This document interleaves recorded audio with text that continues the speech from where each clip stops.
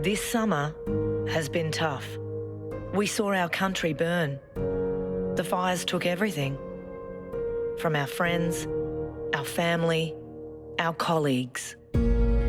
But as Mother Nature hit us with her worst, we responded with our best. An entire nation rolled up its sleeves, dug deep, and helped out our mates. Because in Australia, that's what mates do. Tonight, it's the AFL's turn to help. So we're breaking out the Big V and the All-Stars for the first time in a decade. We're going to need an Ablett, two of the greats of the game. Ablett over the top. Don't tell me Gary's got it. Ablett's kicked his ball. State of Origin footy is back. Just stuck it right up. It's been too long. For one night only, you'll see Dusty, Danger and Pendles line up as teammates to stare down Fife, Cripps and Rewald. There are Brownlows, Colemans and premierships aplenty. It's over. It's all over. They've all come together, like we all have, in a night that honours the past to present a better future for those in need.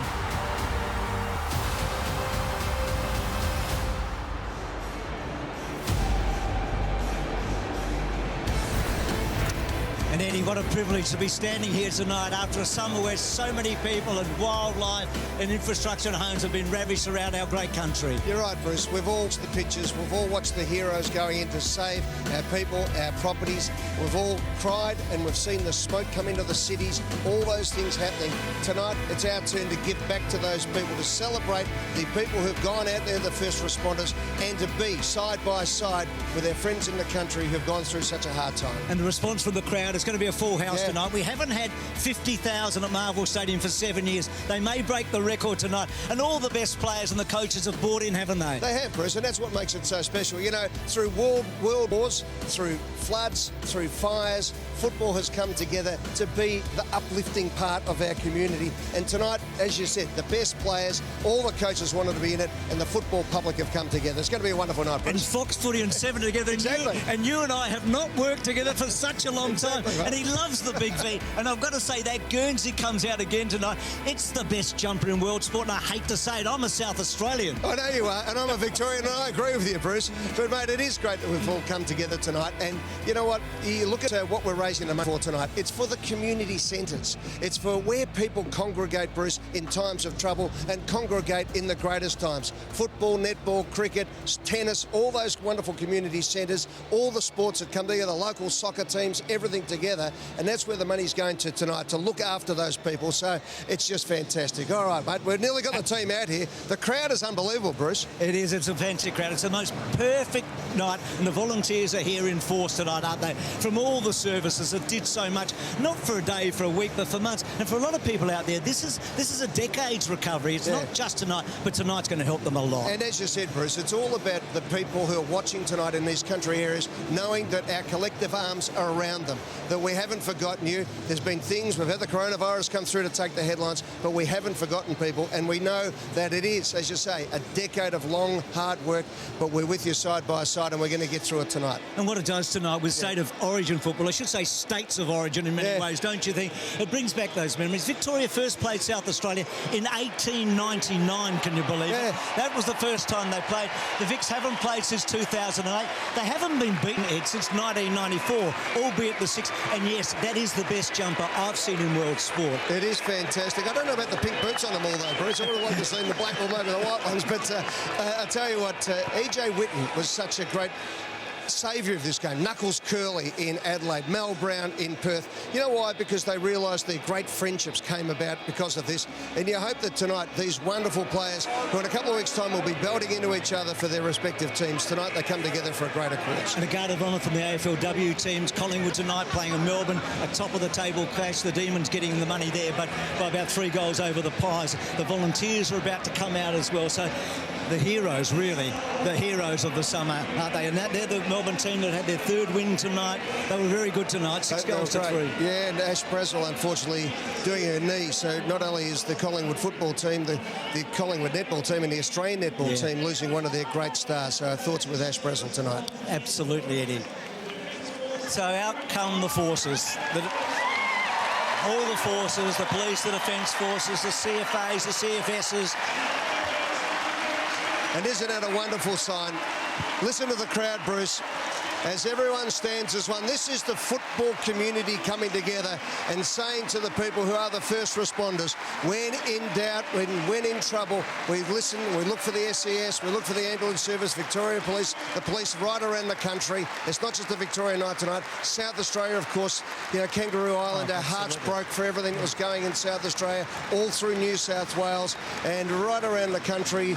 You know, it has just been a year, as you said, a Christmas of horror. But tonight, well, we get the chance to thank these people, Bruce. We do, and celebrate the great game, the Indigenous game that we love so much. And we don't know what type of game we're going to have tonight, Ed, or how the shape of the game is tonight. You know, no idea whether it's going to be a really free-flowing, high-scoring match. That's probably the best guess, isn't it? But we still really don't know. I think they'll be fair, Deacon, don't you? Oh, there's no doubt. You know, Bruce, you can't play social football, and not at this level. And the thing I think we'll see is the ball will hardly hit the deck. Even at training, it was whizzing around. You've got the best players, and I think what we'll see is pure football tonight. Something like if we didn't have coaches who wanted to play defensive football, we might get a good look at it tonight. So I hope it's a full-on shootout. And a different sort of footy tonight as well, a different colour. And isn't this one of the great moments, always of a grand final, when the players go out there and they sit down for a second, take the photo and off they go. But tonight with the volunteers, it's extra special. It's interesting, Bruce. Damien Hardwick actually asked Peter Moore, who's in America tonight. Hello to Peter over there, who's watching it on the AFL app. Sent him a letter to his son to say, this is so important, you'll never forget this night. And you can just see, look at those great names that are there. The Rio Victorian side, have a look at that. See along with Dustin Martins, Bontempelli next to each other. Toby Green and Marcus Bontempelli together, Bruce, and not with each other's hands in each other's faces. Absolutely, and then the Rio All-Stars. Players from all around the country, and not just the country, from South Africa and Irish-born as well. Can you believe it, Ed? There's a couple of Victorian-borns too, but they snuck in, but I'll tell you about those later. Bruce, we're playing the All-Stars tonight. Well, Nick Revolt is an All-Star and Luke Hodge is a Victorian superstar. Boys, welcome to State of Origin football. Thanks, Eddie. Well, a magnificent sight behind us, Hodgie, with all the players and the volunteers. And we know it is as compelling a reason as is possible that brings us all together. But when you assemble the elite, which is what we've been able to do tonight, there's an expectation and an anticipation that comes with that. What can we expect from the players? Well, it's going to be a quick game. I can tell you that. Every pre-season game is going to be fast. But then you look at there, we just spoke to Michael Voss before, and he said he's the forward coach for the All-Stars. He goes, what can I tell him? All he says is just throw the ball out there and let them play. Those blokes are absolute jets. Did you go a year too early, mate? You should be out there. Mate, I would have hated to be a defender out there. If you look at the calibre of blokes out there, they're intense, and you know there's a bit of pride. If Dusty gives a fend off to an opponent, you know they're going to be coming back chasing him. Well, we're jealous and we're very excited, Bruce. On you, Rui, you too, Hodgie. Hey, for the players tonight, what an opportunity to play with the best, against the best, and also to play for a wonderful cause. Australia has been ravaged by the most catastrophic bushfire season this country has ever seen. Entire communities wiped out. And families left devastated. But it's in these darkest of times when the true Aussie spirit reveals itself. It's when we all come together to help our mates, help our families, and our friends. Tonight, whatever you can give will help support local communities in fire-affected areas to repair and rebuild their footy clubs and their towns around them. So please, donate to the AFL's Community Relief Fund at the website on your screen.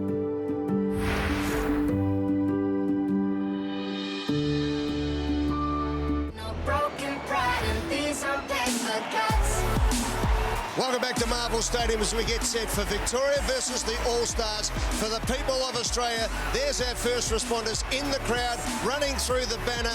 It is just sensational here at the moment. That was moments ago, the two teams having their photos, Bruce. And have a look at this. The crowd is building up, and thanks to Zurich, Bruce, they're giving $10 for every person in the house. And we're thinking there might be over 50,000 tonight. So $500,000 from Zurich. And have a look at these wonderful people. Give yourselves a round of applause, guys. Get a wave. You're on television, everybody. Thank you so much for everything that you've done for the people of Australia. Good on you, guys. 3 cheers to you. Bruce, good on you, mate. Good on you, Ed. And remember Malakuta, remember New Year's Eve and those unbelievable scenes. It was the centre of the whole world, wasn't it? Well, it's going to be an emotional night tonight, but also a night to remember the two Camerons are there. Uh-oh. Lingy and Uh-oh. Mooney. Boys, you're in a place that I reckon all of us wouldn't mind being tonight if we weren't here at Marvel Stadium. It's certainly a great part of the world here, Bruce. We're very happy to be here. We're at the Malakuta Hotel, and we can all remember that Vision Moons. The town was aglow, really, and the people on the beach, like so many regional towns across Australia, affected by the bushfires. But they're back here. These wonderful people, and it's great to be here tonight. Oh, look, we want to raise as much money as we can. We know that. But more importantly, Lingy, we want to get out to these great towns, bring business back out here. Lucky enough to drive around and talk to some beautiful people today. This is an absolute fantastic town. Hey, are we open for business? And the Vicks will knock off the All-Stars too, mate. Hey, I think they're open for business, Bruce. I reckon we should have $1 for every pot they drink at the Malakuta pub tonight. Hey, Bruce, you know, when you think about superstars, the last Victorian captain was this bloke, Jonathan Brown of Fox Footy, and standing next to him, a bloke I'd love to have seen in the All-Stars, Channel 7's Gilbert McAdam. Absolutely, the great man. Gilby, how are you, mate? I was very proud to wear the big V, Gil, but you played for every state in Australia apart from the big V. I think they've created the Allies concept just for you, didn't they? Oh, I don't know about that, but I played for South Australia, I played for NT, Queensland versus Tassie, and then I played for the Allies. So I played for all of them, I think. You're fantastic. Well, have a look at the squads tonight. I'm really looking for, I love the guys that come from interstate. So you look at a guy like Tommy Lynch, he's coming down to Richmond, was playing the Gold Coast, but also Jeremy Cameron, the big forwards. I love the big forwards. Then we've got the midfield, Martin, Cochin, Pendlebury, Bontempelli, Dangerfield. Can you beat me there, Gil? Oh, look, I've got the Brownlow medalist, Nat 5, mate, so I'm looking forward to how he's going to go for this year. And Eddie Betts, obviously he's back at his beloved Carlton, so I'm looking forward to him. But hang on a minute, mate. Eddie Betts. Now, Eddie Betts is a Victorian. He was in the Victorian squad when these squads first came out. No, brother, we'll claim him because he was born in Port Lincoln, which is South Australia. Oh, come on, mate. You're just trying to make up the numbers with Eddie. Hey, they're two very strong lineups, boys. Looking forward to this clash. It'll be sensational. Good West Coast boy, eh? Well done. So, always better when Eddie's out there for one team or the other, but it's just so difficult to try and get a line on which team has got the better lineup tonight. And we've got Brownlow medalist, Norm Smith medalist, premiership players, all Australians left, right and centre. It is just fantastic, Bruce. And, you know, feeling the atmosphere out here, it is a carnival atmosphere amongst the supporters, and everyone is just itching for a great game of footy, and we've got them all here tonight. You know, the feeling of why we're here, it's transcended football, and, you know, just walking around the boundary line, people have just been looking for the players, have all gone over, given autographs and selfies and all that type of thing. It is just a real carnival atmosphere, and this is a credit to all football fans tonight coming together. And for you at home, there's your chance, Bruce, to make a donation. Yeah, absolutely, and I'm sure that people are going to be doing that through the night. You're going to like this, Ed. The only player out there tonight that played in the 2008 game. There he is. You knew. Number 10. Scotty Pendlebury. So, there are 4 other players currently playing AFL, but Scotty's the only one of the 5 that are on a list now that played in that game against the Dream Team in 2008. Hopefully the start of a big year for Scotty Pendlebury. He'll break Kevin Bartlett's record for most games at the MCG. He'll hopefully break Nathan Buckley's as the most caps as captain of Collingwood, and hopefully the game's record at the Pies as well. So there he is. What a superstar of the game. And he can't wait. He was the first player to put his hand up to play for the Big V in this game. Well, he must be excited about playing with Martin, playing with Dangerfield, playing with Bontempelli. He's also going to yell out different numbers so that he hopes that Brodie Grundy hits it his way as well as Big Goldie. So he might have 2 ruckmen hitting it his way, well, Bruce. Collingwood well represented, as are the 2 premiership, the 2 teams that played in the grand final last year with GWS and Richmond with big numbers, haven't they? And Richmond, congratulations. Damien Hardwick has just been wonderful, and so too Trent Cotchin, the captain of Victoria, and of course I've got Nat Fyfe, the captain of the All-Stars. So for a big moment now as we welcome Kath Lockman. Welcome, Kath. Ladies and gentlemen, welcome to the State of Origin for bushfire relief. The AFL community come together in support of the local communities who have been affected by the bushfires and recognise the heroic efforts of the emergency services, volunteers and workers. All proceeds from tonight's event goes to the AFL Community Relief Fund to support the local communities in fire-affected areas to repair and rebuild their football clubs and helping footballing families in these impacted communities around the country. Please join me in welcoming Uncle Colin Hunter, Wurundjeri Elder, for a welcome to country. I'd like to start off by acknowledging that This evening, we are meeting on the lands of my ancestors, the Wurundjeri people, and I'd like to take this opportunity to pay my respects to my elders, both past, present and emerging, elders from all nations, but I particularly want to pay my respects to everyone gathered here this evening. Woman Jekka, welcome. Wurundjeri Balik, Human Kundi Big. The Wurundjeri people welcome everyone to land today. Wurundjeri, no, Buddenball War, Kondi Nangnak, Dubban and Big Bullock Bor Chilikan. The Wurundjeri people want you to look after and protect the land as they did long before. Wurundjeri country extends from the inner city of Melbourne, that goes across the mountain to the Great Dividing Range, west to the Werribee River, south to the Mordialloc Creek and east to Mount Borbor. And the Wurundjeri people are part of the Kulin Nation, one of the Warrong language group. Hello, my name is Colin Hunter Jr. or Willett Bernie Possum, a name given to me by my grandmother as a young boy. I'm a proud and passionate 7th generation Wurundjeri man and a direct descendant of Bibbidgin, who was Ngullingeta, or head of the tribe at time at first settlement. And it's through my grandmother, Gumbriar, meaning white dove, or Runny Tiny, or Nanashu as known to us mob, that got Aboriginal culture and heritage in my life today, so for that I say thanks, Dan. My grandmother was one of the last of the Aboriginal people born in the early 1920s up at Coronach Mission in Hillsville, before she got pushed up to Barramon the River in New South Wales. In Aboriginal culture, a great deal of respect is given to the land, the plants and the animals alike. And I got my beautiful gum leaves. They're a gift to you from the Wurundjeri people, and they'll keep you safe while on country and give you the access to the resources while you're on country. And while you're on Wurundjeri country, you're most welcome to the traditional lands and the waterways of the Wurundjeri people. So, Woman Jekka, welcome.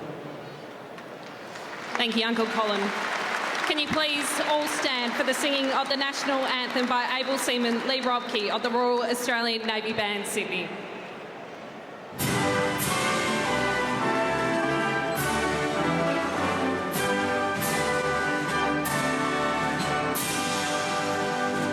Australians, all let us rejoice, while we are young and free. We've golden soil and wealth for toil, our home is earth by sea. Our land abounds in nature's gifts of beauty rich and rare. In history's page, let every stage our lands Australia fair. In joyful strains and let us sing our lands Australia fair.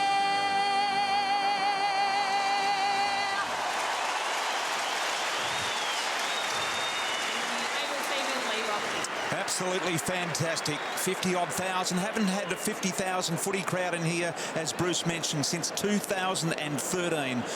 And the record 54,444 might be in some sort of danger tonight. Hutto, as I welcome you, and of course we're joined by Nick Rewalt and Luke Hodge up here in the commentary box. BT, good evening everyone. What a thrill it is to be here amongst the company out on the ground. We all know what the cause is for and how tough people have done it over the summer. We are going to see some class tonight and hopefully bring a bit of joy around the country, as well as some money to help them get back on their feet. I think we're sitting here at the moment, aren't we, Hodgie, and we're just wondering what is going to come next. Is this going to be an exhibition game, or are the players out there fair dinkum? But well, what do you think? Knowing the calibre of players out there, they're going to put it on the line tonight. Yeah, they are.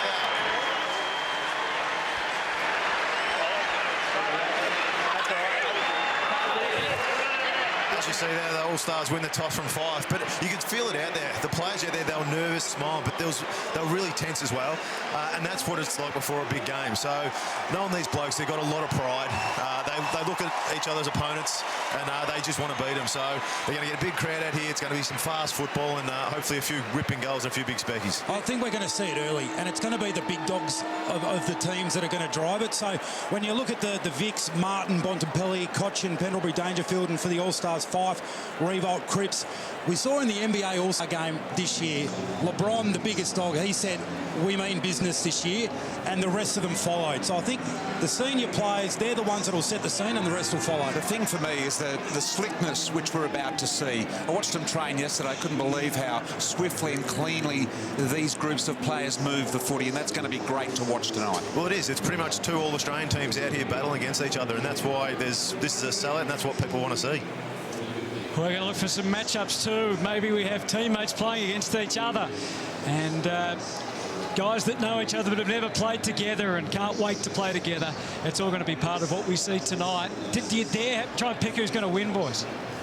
Got to go the big V. A bit of loyalty there, but the big V. There we go, Blitzarves and Hawkins. Good teammates. We want to see Dangerfield 5. Let's hope we see that throughout the night. I mean, Cripps, Bontempelli, wherever you look, there are going to be great matchups because the field is full of great players.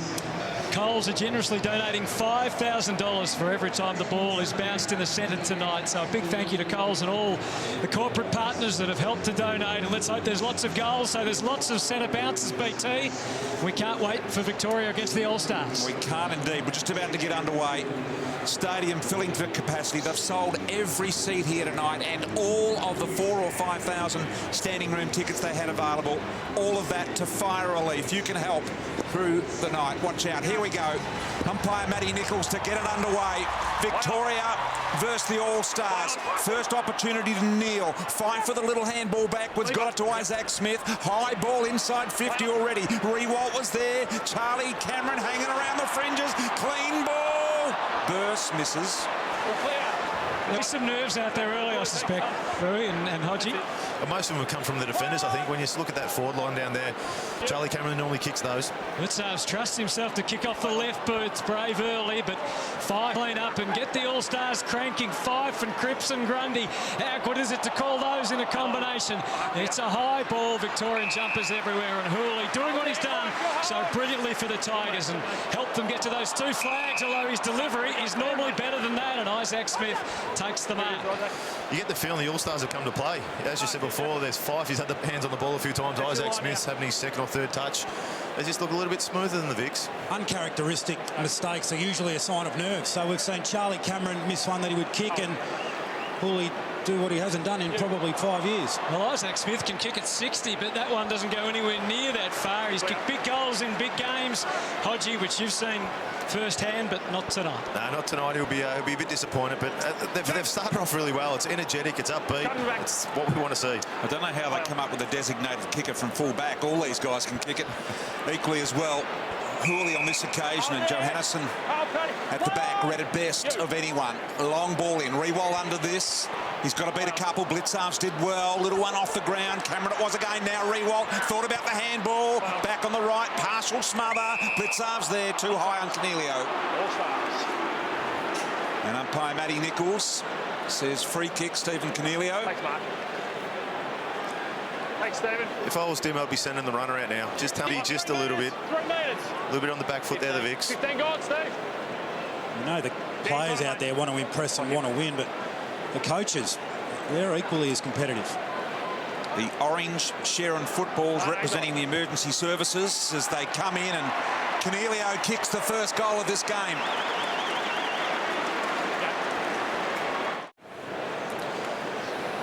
Great sign there for the All-Stars. Everyone on the field ran down to us like a first game of kicking his first goal. But you can sort of see the intensity. You can see the team-orientated mindset of the All-Stars already. Steve Canelio will lead the Giants this year. He kicks the first for the All-Stars. Back in the middle. And Grundy just got the tap. Neil maybe was held. And so the free kick is going to Lockie Neal. And what a first year he had with Brisbane last year. Look to continue that. Cripps breaking to half forward. Judgment was quite as he would have liked. Cochin off the left. He has the honour of being captain. And what a night for Jake Gresham to be out there amongst this company. It's going to be a real thrill for him. To half forward, there'll be thrills everywhere. Shepherd claims the mark. Back to Howe. They try and use hands to get out of trouble, but that only goes so far. Dangerfield and Dustin Martin together. Hopefully not for the first time, and hopefully we see a little bit more of a result than we did there. Canelio on the job straight away, and now Hill can set the All-Stars on their way. So if you're wondering, the All-Stars are certainly bringing out the defensive goods at the moment, and Victoria will gradually be getting a feel of that and will probably respond shortly. Here's Hill. New team this year, Sinclair. Johannesson, plenty of space to use his speed and skills by foot. Hawkins on the shoelaces, couldn't quite get hold of it. Umpire lets it go. Moore was desperately underneath. Quick handball come out, duck of the heads there, and opportunity here once again for Cameron.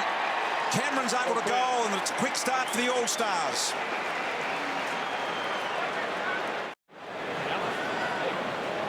So goals to Cameron and Cornelio. And what a wrap Eddie Betts was for Charlie Cameron. Nick, during the week, saying could become the best small forward of all time. It's a big call. I might want him to pass to him next time when he's standing on the goal line. I've seen him up close for a lot of weeks. Cyril was outstanding, but Charlie, he can do the same things at training as what Cyril could. Well, that's a fair wrap from Luke Hodge. Great to have Luke Hodge, Nick Revolt with us in commentary out of the middle. Dustin Martin gives Victoria their first real chance. Lynch goes flying to ground. Beautiful footwork and snapping away is Jeremy Cameron, but falls short. Yeah, Sloan just holding on a little bit too much there. So the switch is on. A chance for the All-Stars to get into their flow. Callum Mills on the way out. Driving ball. Look, Bruce sets himself sail. Had to fly early. It was uncomfortable for him, but Bruce can't control it, and then it's over the line. All-Stars so far have done all the scoring. Their skills is a real standout. Coming off the half-back line, there's been 4 or 5 times where they've seen a man in advantage, and they've the kick to him has been laid out. Great to see all the big companies involved in supporting the bushfire relief tonight. Welcome to Amy on board here, looking after proceedings in the first half as Martin with a beautiful switching kick in the path of Whitfield. Clean as a whistle for him, able to pick it up here and chisel it a little wider, and Papley on the charge there, just a little too far out in front. Throw in half forward for the Vicks.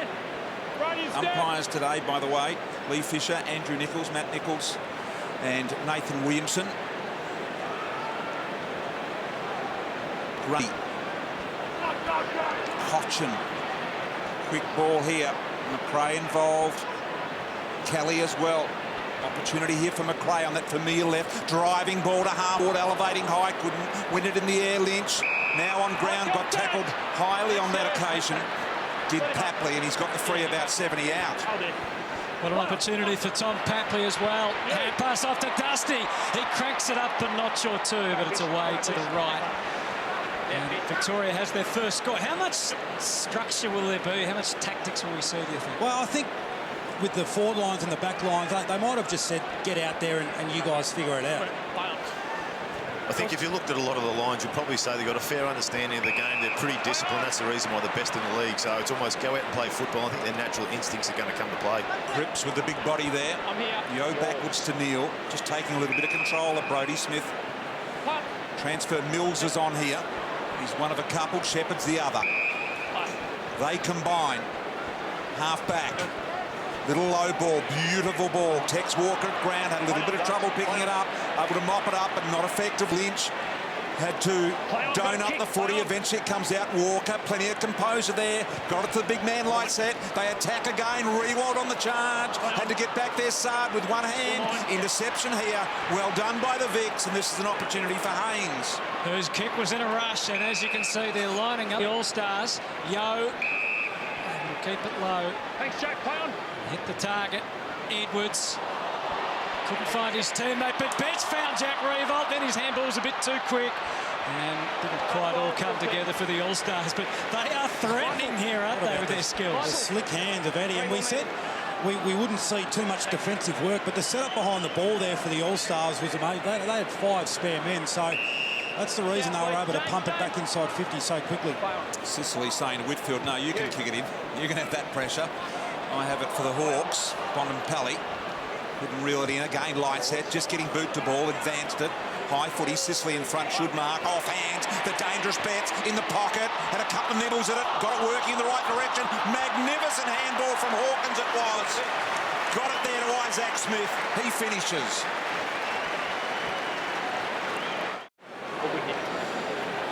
We know the game is going to be quick or organically just because of the class of the players, but when you've also got 9 on the bench and unlimited rotation, the fatigue's not going to be an issue. What percentage of game do you think they'll end up playing? Is that a coach-driven thing? Yeah, I think with all them, it's going to be between 60-65%, because I know a lot of the guys had practice matches last Saturday, Sunday, so they're coming off a 5 or 6 day break. Cotchin marching in the middle, got Victoria deep. Opportunity for Gresham, which he couldn't take. And the ball is over.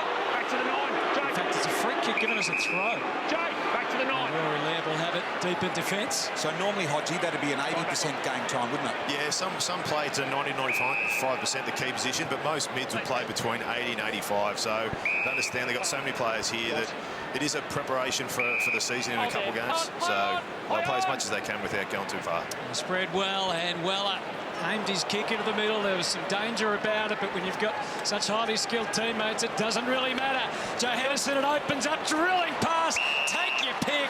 Beautiful delivery to Charlie Cameron, and he can line up for his second goal. 35 metres out directly in front. The Vics better turn up soon. It's a worry. It's Bruce sitting back here with a smile on his face, being an all-star, but it's hard to stop when you've got players like this running through the middle where they're lacing blokes out, this and that, and you've got blokes like Charlie Cameron up forward. He's missed another one. He'd be disappointed at that. Well, they just can't get their hand on the ball, the Victorians. It's 61 disposals to 21 at the moment, so complete domination. Yeah, plus 40 and plus 20 in handballs. Nick, as you say, absolute domination here at the moment. Vic's looking to just control with a bit of slow ball here, his side bottom. Those players wearing their normal club numbers. I think that's the difference there between the two teams. All-Stars working them through, hitting skills. Victoria turning it over. Walker, instrumental in that particular play. Back to Neil, who's had plenty of the footy, and here's Johannesson again. He's already found a lot of space and time, and he's been wisping through the middle. This is a beautifully nursed kick, and finds Walker on the lead, and you get the feeling Walker's going to get a bit of that type of ball tonight. Yeah, and that's how he likes it. We know he's an at-the-leg sort of player, so when you've got the players like Johannesson and Hill up the ground delivering the ball, it just makes your life so much easier. This is a defender's nightmare. That is. That ball coming inside 50, there's no way you can stop that. So Walker with a kick of 45 metres, perhaps a little more, 48 from the spot, and it drifts heavily to the right. It does at that end. So it could be more damage than what we've seen. But Darcy Moore in full flight, and that's great to see. Got it, gave it back, and kept on coming to try and generate something for the Vics. Lynch on the turn. There's options. There's Papley's going longer. There's Dusty. Nervous moment for Harris Andrews. But a big guy does well and gets it safely out.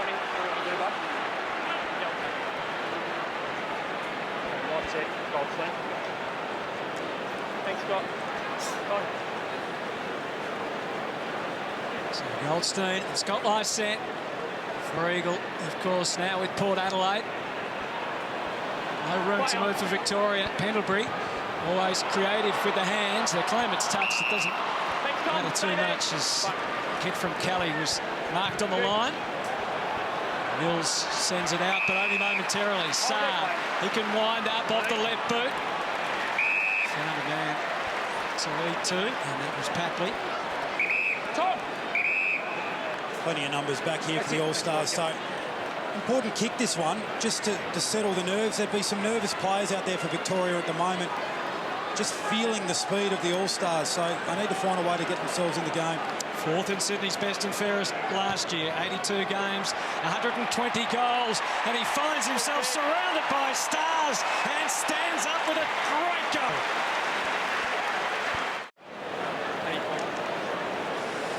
Could have been a blue, of course, but stays with the Swans. And now he kicks a fantastic goal, and the Vics are on the board, BT. Yep. Look at the disposal, 72 to 33, dominating him. He does look good in that navy blue, doesn't he? He's trying to run it in. Back we go. Another ball up in the middle for Coles. A big supporter of this fire relief game. Pendlebury, or Cochrane I think it was, gave it and got it himself in the end. Green tackled, somehow got rid of it. Cochrane with a third bite of the cherry. High ball inside 50, plenty lining up. Neville Jetta with the perfect spoil. Now it's Neil and Tui to combine deep in defence, and now Grundy on the end of this, and a decision to be made by him here. It was indecision, wasn't it? But he's got out of it. Neat work back there from Laird, and now they're on their way again. Cornelio, zigging, zagging, finally had someone who could flick the ball over to O'Neill. Took a step too many. Hunted down by Dangerfield. When you see chase down tackles, you know it's not an exhibition game. And Dangerfield into step now. Gives it as much as he can, but it wasn't quite enough for Neville Jetta slipping back to take them up. Likewise, when you see a player go back and stand in the hole defensively. Hawkins well up the ground to feed the ball to Johannesson. This is what we want to see, the run, the gun, and the kick was brilliantly tailored. And Cripps, who's resting forward, can take the mark and now shoot for goal. That's just great ball use, isn't it? The composure to put the ball in front of Cripps where he was leading. He's put the ball there and then Cripps has ran towards it. So great kick, Johannesson. And those white, that full white uniform, it stands out, doesn't it? I reckon they can see them. They've had a bit of space up forward. Took over as captain. Patrick Cripps, of course, won the best and fairest third time. Equal third in the Brownlow medal. What a player. Unfortunately, he leaves that one left. And you will have to get down and give him some goal kicking lessons, Drew. Pretty ordinary 3-6 goal, it has to be said. Amy, bring us the first half. I think they've got better options than that. Haynes. They chewing off plenty, going back inside, and no problems at all in spotting up Green. Beautiful linking play from the Vicks. Papley wants to keep moving. He's looking for someone to come at him. There's a long ball by Cameron. Cameron wanting deep. Papley wanting to present up at the footy in the either. In the end, did neither. That's the difference at the moment. We see the connection at the All-Stars end coming inside 50. It's a lot of at-the-leg stuff. The Vicks haven't had as many opportunities, but it's been more out the back. And Zach Smith chiselling towards the wing. Haynes again, Pendlebury front and centre, little handball side bottom. Creative, not his best. Cornelio got in the way. Opportunity side bottom, didn't want to let it go. Muscling the ball out here, the Vicks. They're switched on now. You get the feel they're starting to wind up here. Blitz halves through a couple. The tackle, kick away, long ball. They fly off the Lynch hands. Shepherd almost threw it out. Dangerfield is the danger. Gives it off to Whitfield. Whitfield around the right boot. He'll find Papley. And Papley will settle for the set shot. That's just two quality decisions. Dangerfield with the intensity to feed it back to Whitfield, and then just the composure to put it out in front. Nice bit of play there from the Vicks. He's had a side up, basically the same spot. 15 gone. On the opposite side of the ground for Tom Papley. What a start for him. One hand low, one high. Giving him really good control of the footy. Kick of 40. Coming back, looking good. How about that? You're right, Nick. One from each side.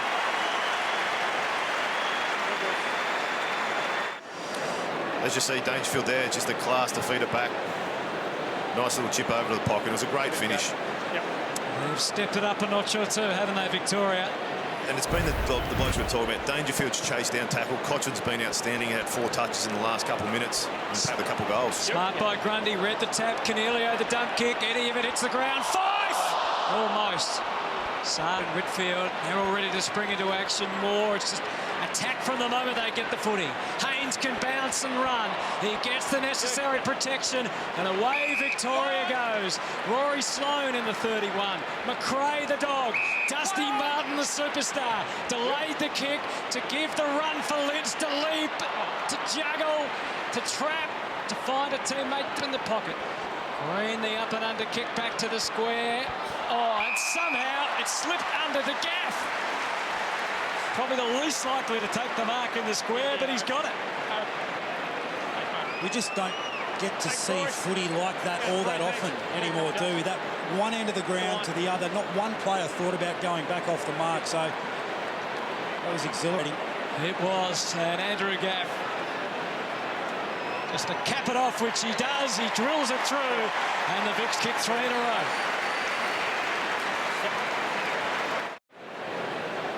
Rightio, the Vicks back into the game. They've kicked the last 2 on the back of this man, Tom Papley. How are you feeling, mate? Yeah, mate, it's pretty quick out there. Pretty bugged. What's the pace of the game like? Yeah, plenty of attacking, to tell you that. Those half-backs are running off pretty quick. Well done. Keep it up. There's a bag full yet. And that's been our ball history. Very, very attacking, and got to have the wheels, and these players are well equipped. Isaac Smith got the little handball back inside. Elliott trying to fend off the McRae tackle. Got it to Hawkins. The little zig and zag. Low ball, interception. Here they go again, the Vicks. Sard, one of the best attacking players in the game. He's mopped it up, though. Coughed it up, and big opportunity here for the Vicks. Neal was the mopper. Handball spills in turn to Higgins. Through the middle of the ground they go. Boak's got it. Handball over the top to the smooth-moving Kelly. Beautiful presentation. Dusty, can he turn Shepherd around? Inside out. The snapping ball. The superstar, Dusty Martin.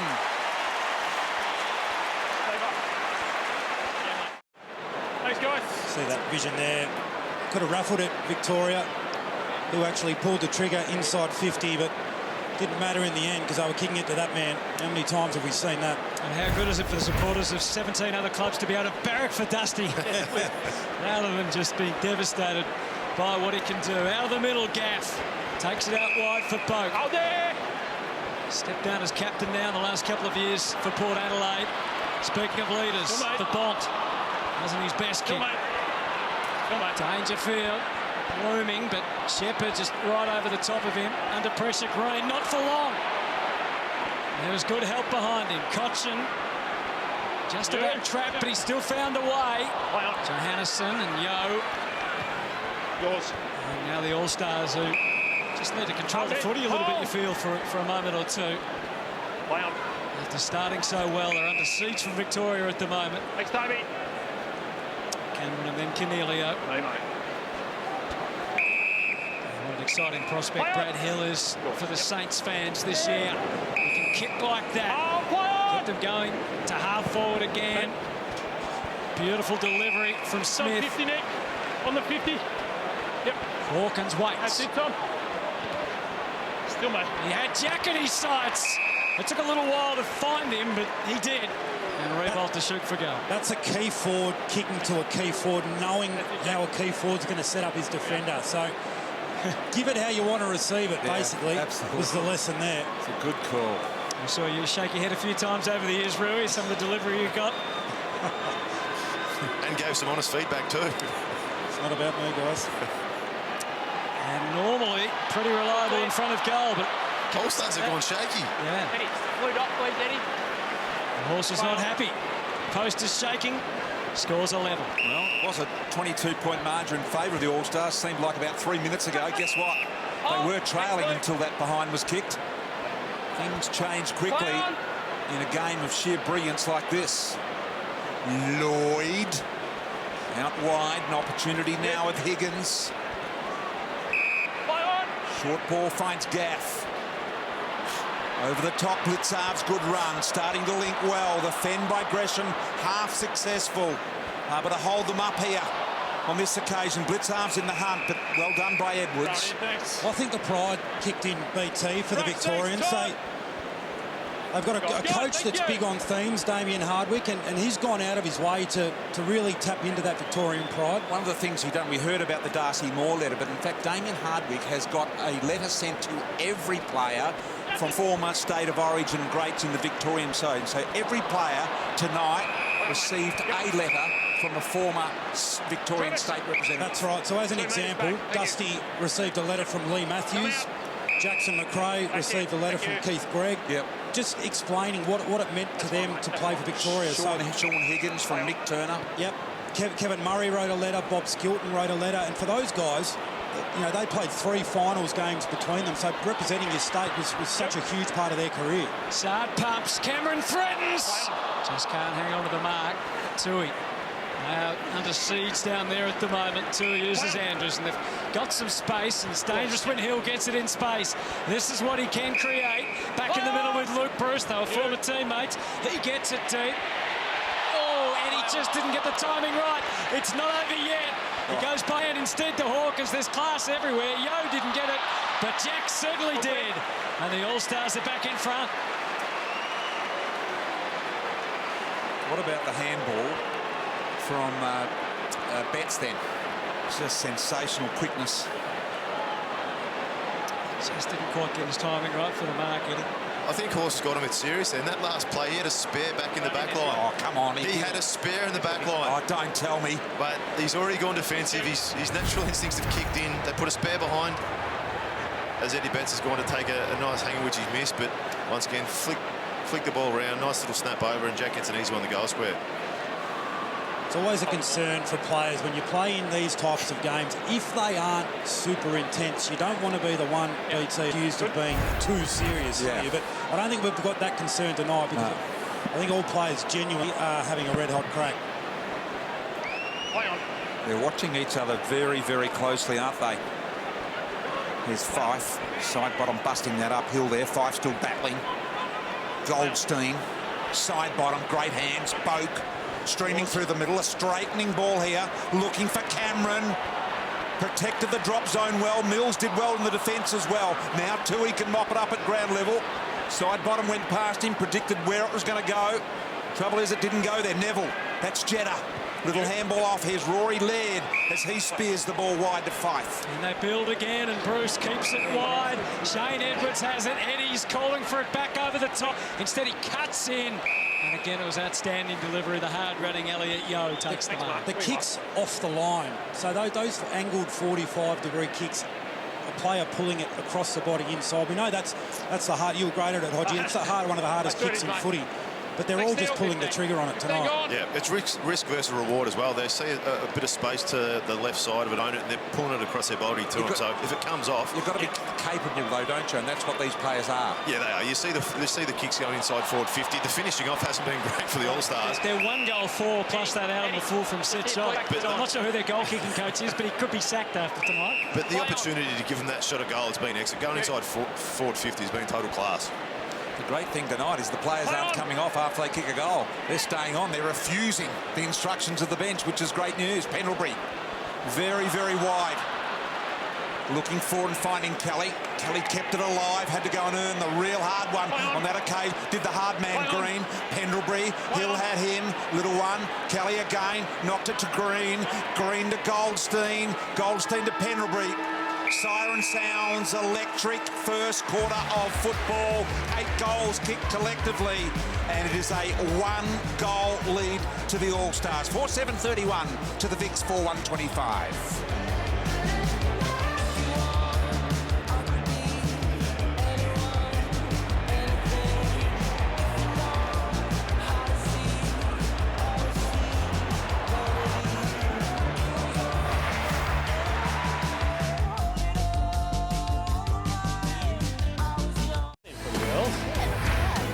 How have you gone so far this season? 3-1. Okay. We lost last week by like 3 points. Okay. Sounds like you're putting together a pretty good season then. Good on you. So we do coin toss, come back, little yarn, get to work. Hot! Hot here! Well done, brother. All right. Oh yeah, brother. What, do you think keep him to pint? Do you want a sweep or do you want shark? I'll shark on top. Seen that look like trouble. I like that. How quick was that from turnover? Mate. The players, the captains, they're loving it out there. Extra insights for you in this State of Origin bushfire relief game. Caught time, 4-7-31 to 4-1-25 in favour of the All-Stars. More from our commentators upstairs shortly, but let's go down to Kath Lachlan and Gilbert McAdam. Thanks, Hutto. We've got some of the best seats in the house on ground level. How is this atmosphere, Gilly? Oh, it's a brilliant atmosphere, and the pace of the game, it's just electric at the moment. We also got some great news for footy fans at home, because every State of Origin jumper being worn tonight will be signed by the players and put up for auction, as well as their footy boots and also the orange Sherrins being used in this match. So some pretty special items up for grabs, Gilly. Yeah, Kath, and the auctions close on Monday, March the 2nd. So get into the website now at afl.com.au/bushfire relief and bid for your very own Origin history. Great sell, Gilly. Up to you, boys. Thank you, Kath. Nick and Luke, what did you make of that first quarter? Was it what you expected? Yeah, it was. I didn't expect the All-Stars to jump the Vicks the way they were able to, but they found a way to work themselves back into the contest. The pride kicked in. We know when you've got the best players generally have the biggest egos, and they took a bit of a hit early in that contest. Speaking from experience there, are you, Rui? I'm in good company, Hutto. Well, what I was impressed with was the skill level. We know they're good players, but this time of year, they've gone through a solid pre-season. Normally, your first few games, you're a bit scratchy, you miss a few kicks here or there. We didn't see any of that from the All-Stars. Maybe their goal kicking, but the delivery inside forward 50. Then, as you said, when the Vicks sort of got a bit of a rocket at them, they started to rebound. Cochin got on top and went from there.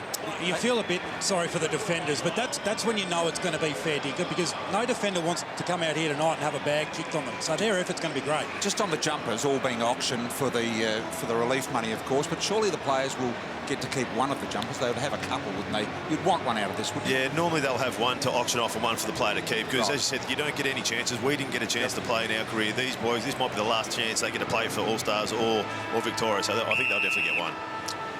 Ready to go in the second quarter. A goal in it, All-Stars way. A packed house here at Marvel. Magnificent to see. We haven't had this many in the house since 2013.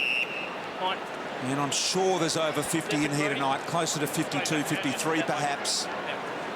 Well, you are an expert on crowds, Brian. Yes, it's going to go very close, Hutto. Zurich donating $10 for every person that attends tonight. At the end of the game, they'll add it up, so that's great as well. Here's Gaff. Long ball, Jeremy Cameron able to fight off his man. Worked it in front. Harris Andrews did well to get a fist there. Tui, the handball to no one in particular. Cameron able to pick it up, and Sloan got a little away and kicked it high, and the mark taken deep in defence by Jeremy Howe. Shifts the ball off out wide to Johannesson, and now ultimately an opportunity here with Isaac Smith. He finds Cameron, and they can use that space and pace on the outer side. Edwards gave it to him, and now he's in full flight, and what a sight he is. A dodge here, and then a hand pass, and the setup kick is deep, but misdirected, as you can see, and that was pretty easy. Fighter back there for Haynes to take the mark, and now he can move into his work. Dashing defender as well, and finds his own teammate at club footy in Lockie Whitfield. So Whitfield slows things down, wide to Gaff. Brilliant movement of the footy. What speed that Charlie Cameron's showing out on the other side of the ground. Got to keep on our toes, BT, don't we? It would have been great if that ball had zinged inside, come out the other, and the Vics had done the same on this side of the ground, but defending well. The All-Stars, Fife got to beat a couple. Tough job there. Cripps guarding the path for Jetta to work in. Tui, Fife can use Yo, decides to go backwards, buy a little more time to Jeremy Howe. Shepherd. All-Stars careful the way they manoeuvre here. Cripps, fast hands. Tui was almost forced onto his non-preferred. He is now, hand that is. Cripps, they don't argue. Can he get away? Extracted it somehow. Off the hands of Bontempelli. And not letting it get out of there was Neville Jetta. I'd love to look at Haynes across the half-back line. Every time he gets the ball, he runs, he takes a bounce, he carries. Great skills as well. Good ball used from Kelly initially, and then Martin plays it back through Sloan to Pendlebury. Took his time, as he always seems to, and finds Saad. Tucked it under the arm. Kept them guessing for a while. Then it's a direct kick, but the All-Stars seem to have it covered. Not for long. Cameron back to Sloan. Off to Martin again for his second. He's got it. Dusty's got two. He loves the big stages.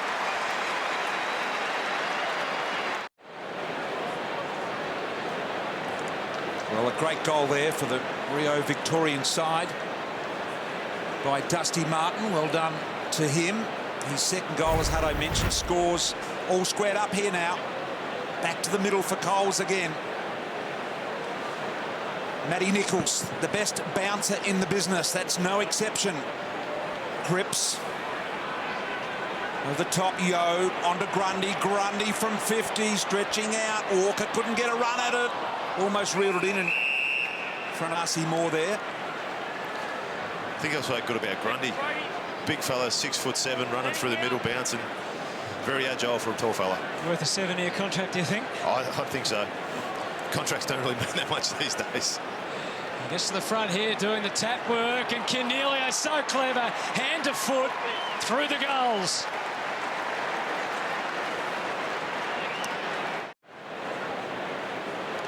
We said about the agility of Grundy to run and take a bounce out of the set of bounce, and then he goes and just puts it on a platter for Cornelio coming through. Quality player. Some of these guys are going to find round one very hard, I reckon, BT. They're not going to get the service they get tonight. No, they're pretty happy with it tonight. Tui's had 10 touches. Cochin's had 10 for the Vics. Cornelio, I'll be thinking, where's my Brody Grundy over the top? Back to the centre we go. Here is Grundy. Stephen Martin there as well. Wonderfully trapped by Dusty. Kelly will win the free here. Josh Kelly. In the middle. Crowd probably not all that sure who they should be barracking for, but perhaps individuals tonight in a lot of cases. Off hands it comes. Papley again, who's been dangerous up there, got one along the ground, and as easy as that, Gresham is able to level it up again.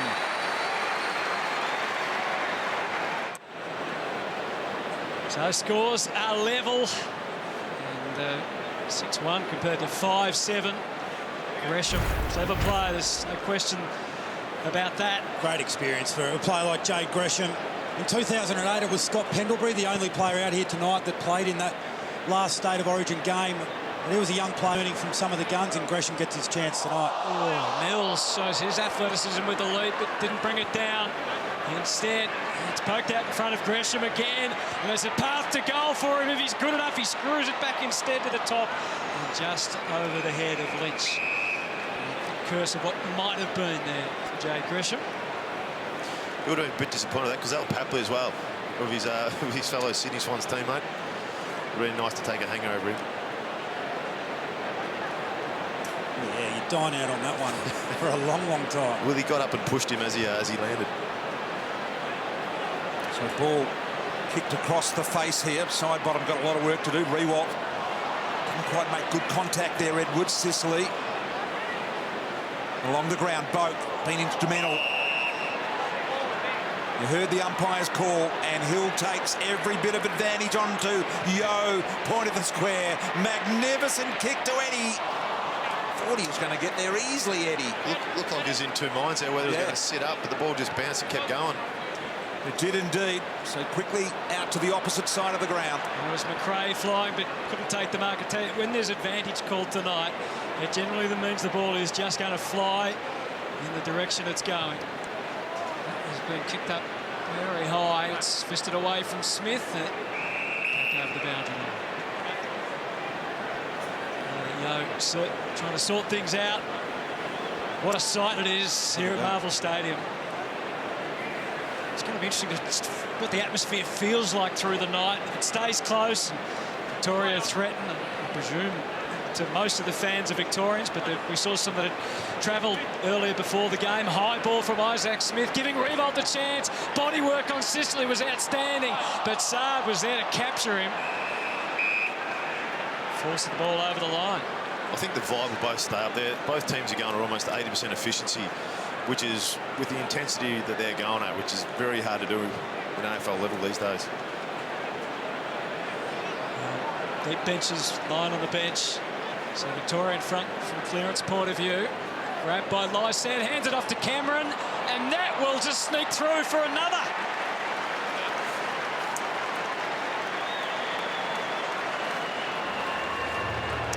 So Charlie Cameron. The modern small forwards.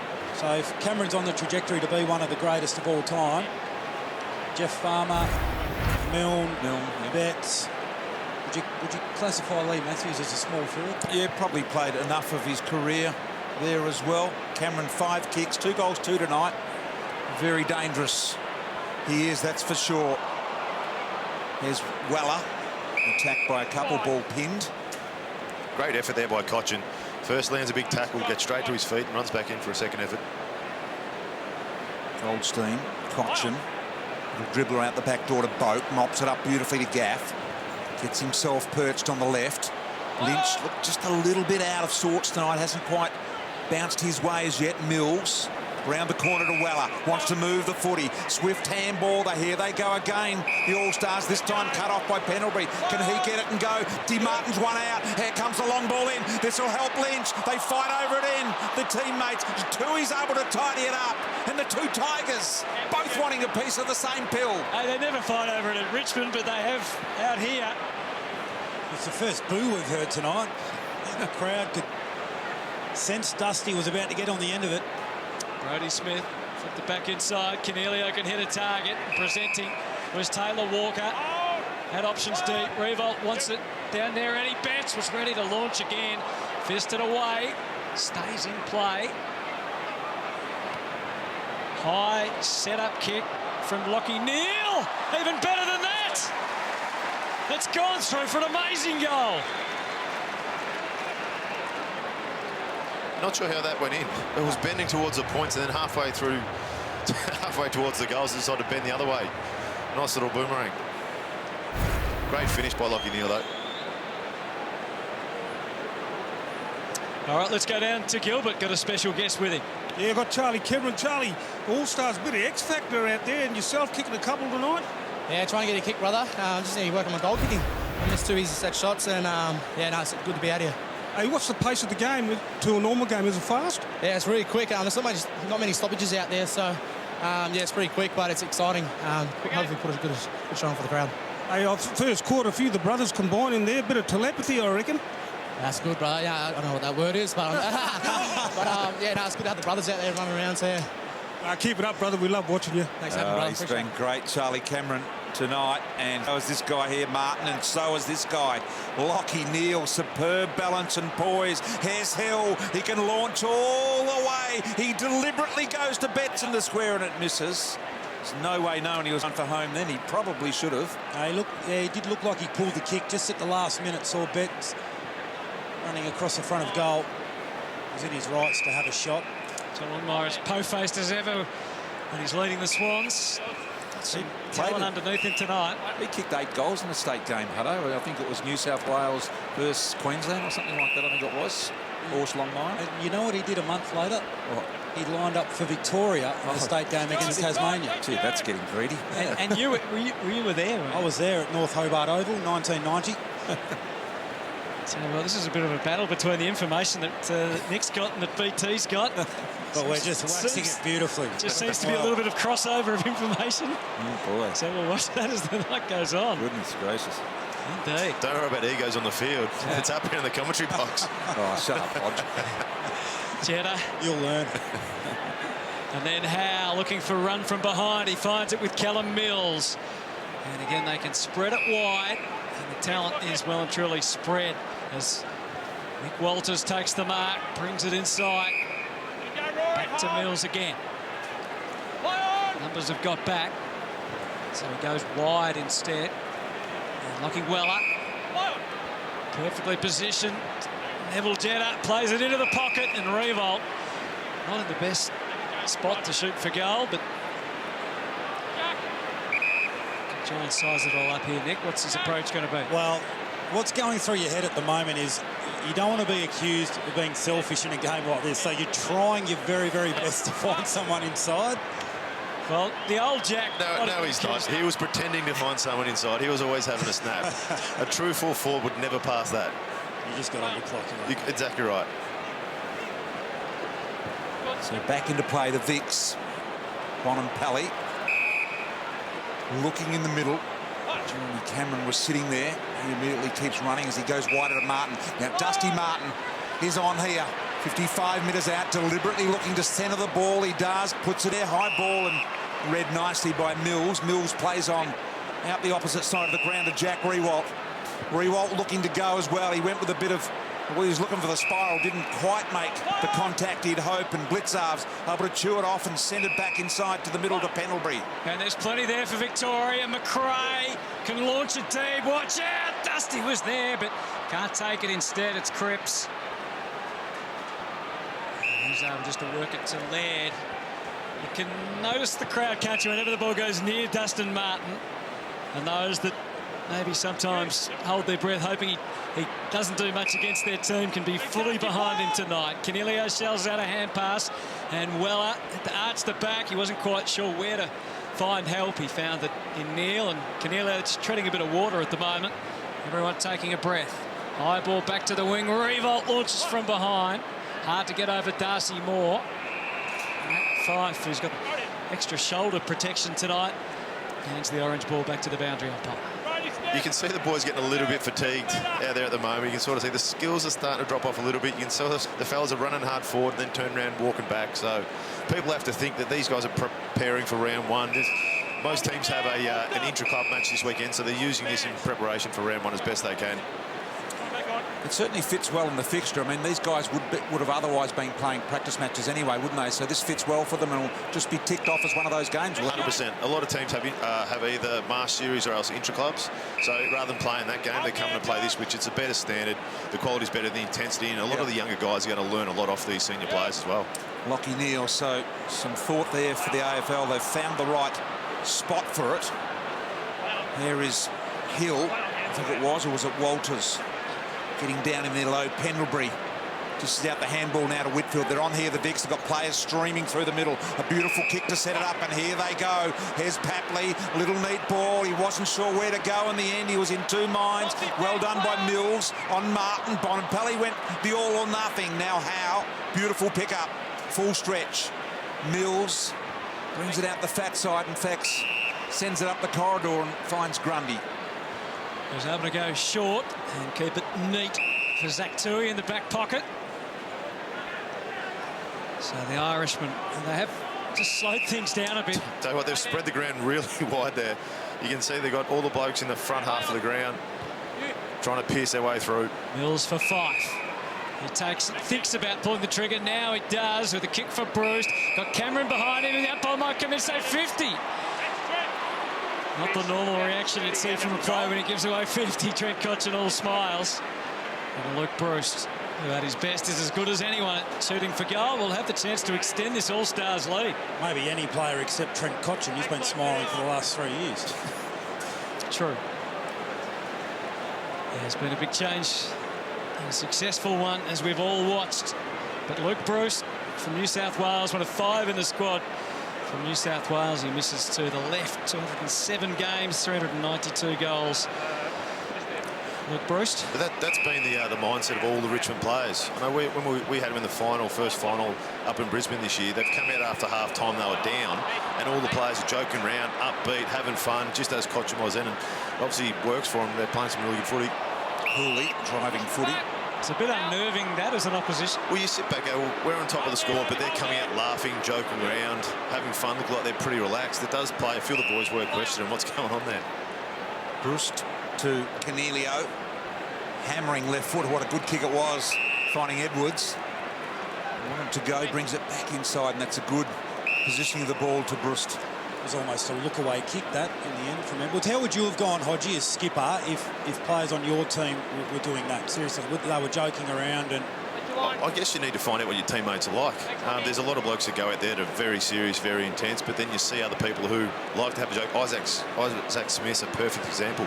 He'll go out there, he'll be joking around, he'll be running. Great goal there from Luke Bruce, but you've got to see what your teammates' mentality's like and see how they play their best football.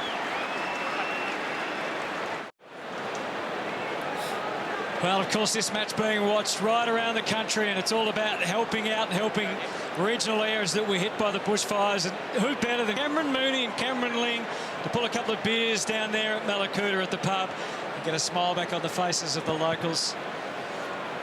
Moon's loving his own bartending work there. I think he was very happy with his own technique as the kick goes forward from Pendlebury. They're going to lift a couple of the Vicks, and this man, Bonampelli, has been quiet until now. He makes a little roar as the Vicks needed a goal and the Bont provided.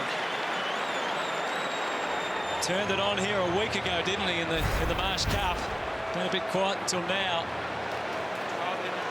We say he's been a little bit quiet, but that's going to be the reality with so many superstars across the field. His opportunity is not going to be as prolific as it would be when you're the main man at the Western Bulldogs. So you just share a bit of the time in the middle around, and what a luxury to be able to have Bonampelli and Martin lining up in your forward line. Well, when you look in the middle and there's Pendlebury, Dangerfield and Cotchin, it's very hard to sneak into that group.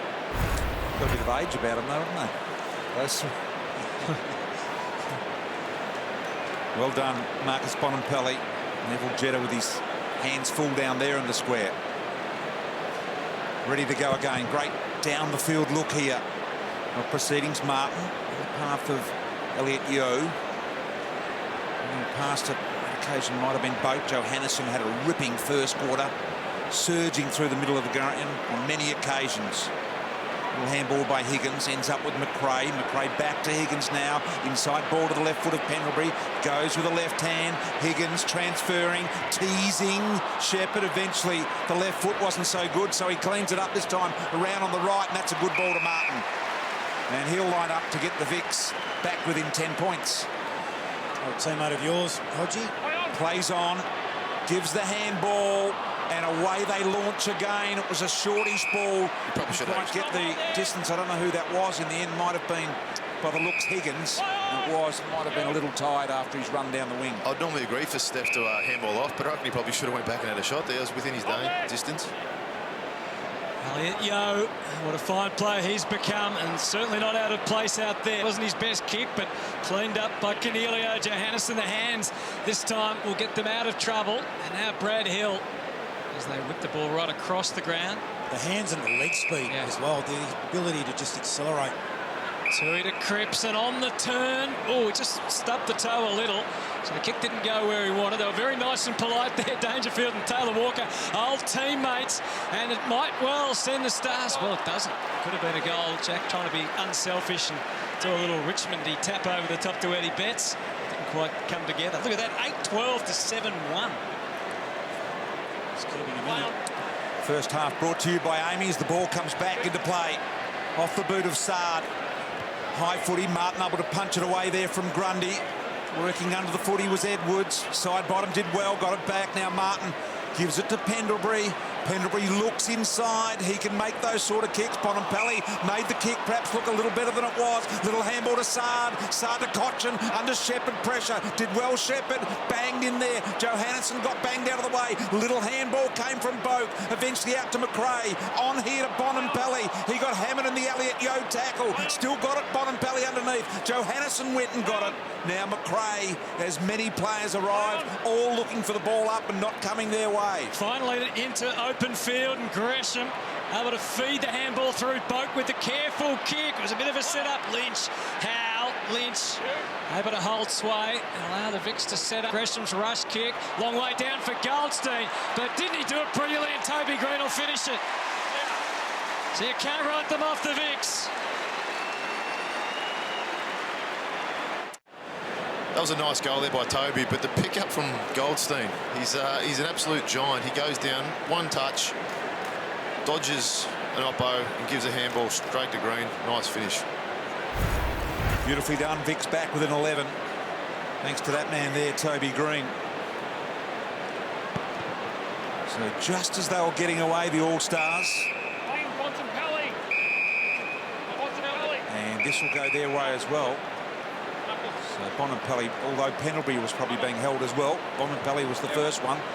High body, here comes Lynch, a little bit under the footy, just mistiming the lead. Sloan knocks it back in the path of Gresham, couldn't reel it in. Plenty of Victorian jumpers here. Have a look at this, 3 or 4 of them in the picture. Handball to Lloyd, and a neat little ball from Lloyd finds Kelly.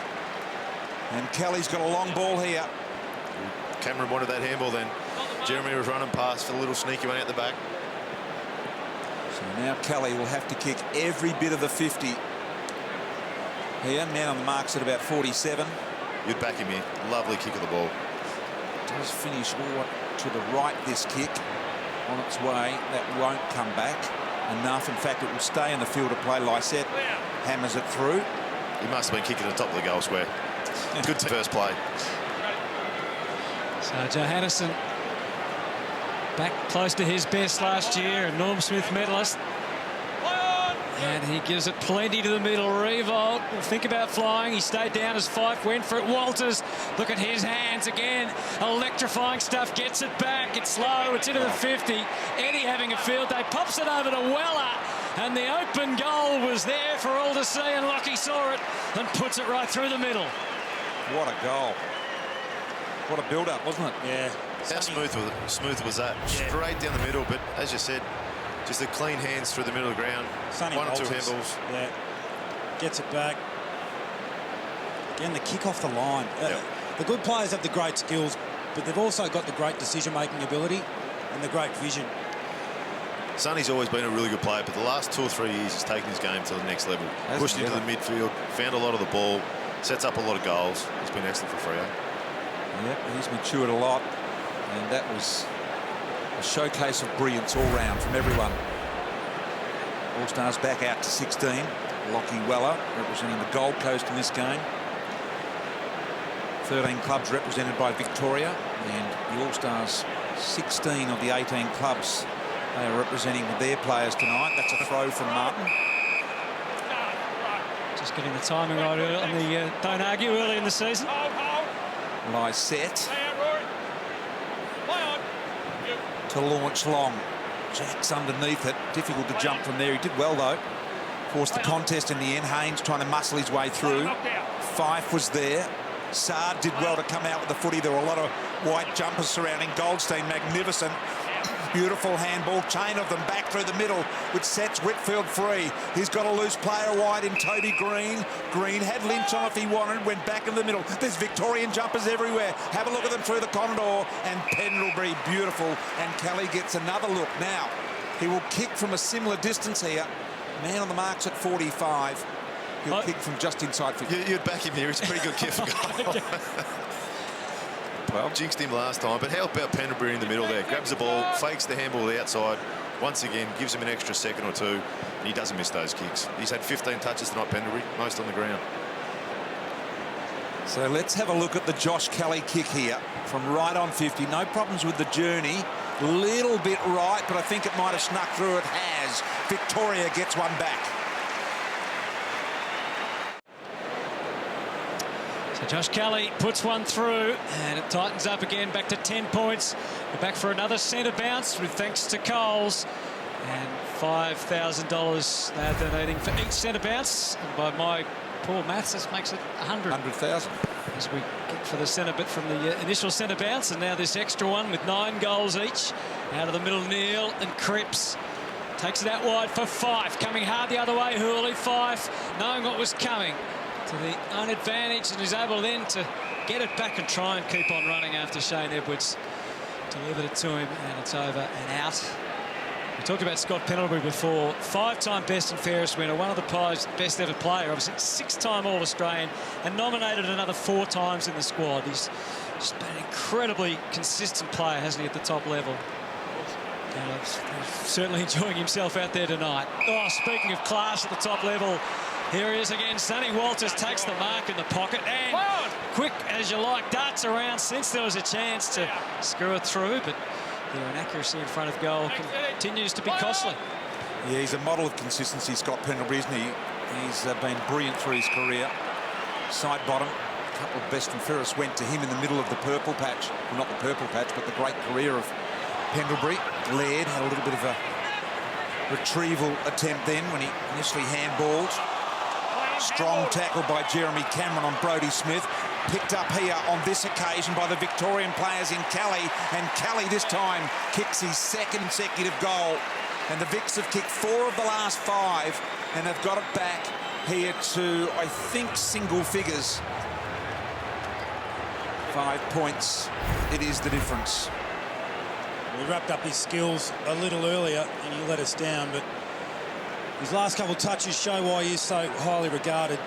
Just a smooth mover.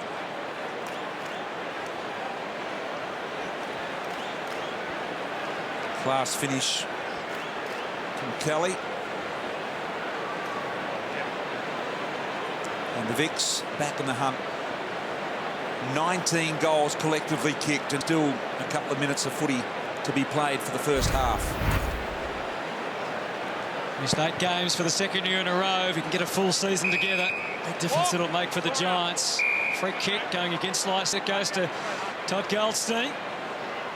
Scott Lysett not impressed. Goldstein gives the Victorian forwards a chance. Lynch starts behind. He was almost out by Jeremy Howe. There's a push. The free kick is going the All-Stars' way, so Howe must have got a little shove on the way. Yeah, Lynch gave him a little assist in his takeoff here. Couple of hands in the back. Might have almost helped him take an early nomination. Not that he needs much help, Jeremy Howe getting up. Oh, side bottom intervenes for Victoria. Toby Green calls for it long.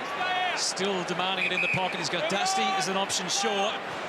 And there's gun players everywhere. It's kind of a choice of who do you go to. So he goes to Dustin Martin. His kick not quite weighted well enough. And Lysett cuts across with just on a minute to go in this first half. Well up, half back. Plenty of time here. Edwards, true wing position. Beautiful low kick, scorching ball it was. Found Fife, just off the little handball out to Bruce, back inside. That's the kick earlier the boys were talking about. And this man here has really come into the game in this quarter, Walters. What it means as a forward is that you're always an option. You're always live in the game, which just opens up all the angles for you to lead into. So Walters with less than half a minute to go to make it an 11-point half-time lead. Kick from about 30 metres out directly in front, pushes it left, post up. Talk about spreading the load in such a quality game with so many superstars around. The All-Stars have had 11 marks, 11 different players mark inside forward 50, where the Vics have only had 4. So the kicking inside 50, as Rue's been talking about, but just they've spread the load. It's not one, they're not going to the one target every time. So siren about to sound, which it does here at Marvel Stadium.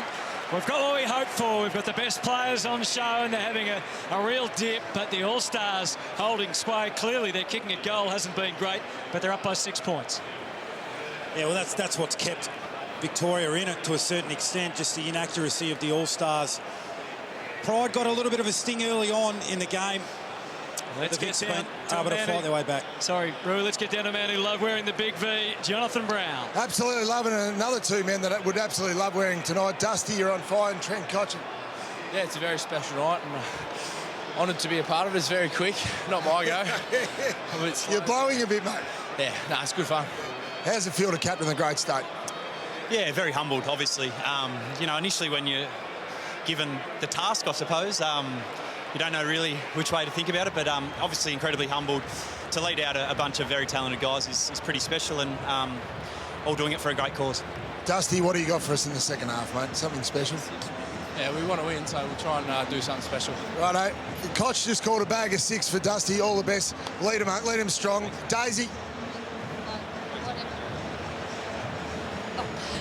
Well, I've got a couple of the boys with me. Jack, you've played on the biggest stage. If 10 is grand final day intensity and 1 is, say, your first intra-club of the pre-season, where's this one sitting right now? Well, this is like the Tokyo Olympics. It's the 100-metre sprint here. You can tell the blokes that have got a bit of leg speed. I reckon probably where we got the boys early. We've got some quick little blokes down there. Jason Johannesson set the world on fire. So makes it hard to defend, though, when you attack so quickly. So you can see it's not as structured as a normal AFL game. Well, a night like this, you don't have to worry about that. You're a forward. Exactly. But it is amazing. It is amazing watching Darcy when there's no time to plan, and you know those defensive structures aren't there. The really instinctive players really stand out. Who's stood out for you? Who's really caught your eye? I think Lockie Whitfield off the half-back line's been just unbelievable. Like his foot skills are, obviously I knew he was a great player, but when you see it up close and you see sort of the little things, it's pretty unreal to watch. And now that you're in the game, regardless of what you thought coming in, you're a goal up. How much does it mean to you, Jack? No, it means a lot. Look, we would have liked to have kicked a little bit straighter, but I mean, it's really good. It's we're obviously here for a great cause, and being involved in the pre-game was really special, and hearing all the stories that we're playing for tonight means a lot to not only the Allies but the Victorian boys as well. Thanks for your time, boys. Good luck in the second half. Well done. Good stuff. And to Daisy Pearce, whose Demons had a big win tonight, so she's happy, as we all are. But let's not forget why we're here tonight, and that, of course, is for bushfire relief. And here's just a taste of what you'll see at halftime as Brendan Lade made an emotional return to Kangaroo Island. For 3 years I played football here. I was only a young fella. I was only, 12, 13, 14, those 3 years. It was all gone. Come here to the sports club, gone. There was nothing left to fight. It was done. It was just kaput. It was pretty scary. We had to evacuate 3 or 4 times. A few of our neighbours' houses were gone. Yeah, it's very sad because they only just got really good Christmas presents. No one celebrated New Year's, anything like that.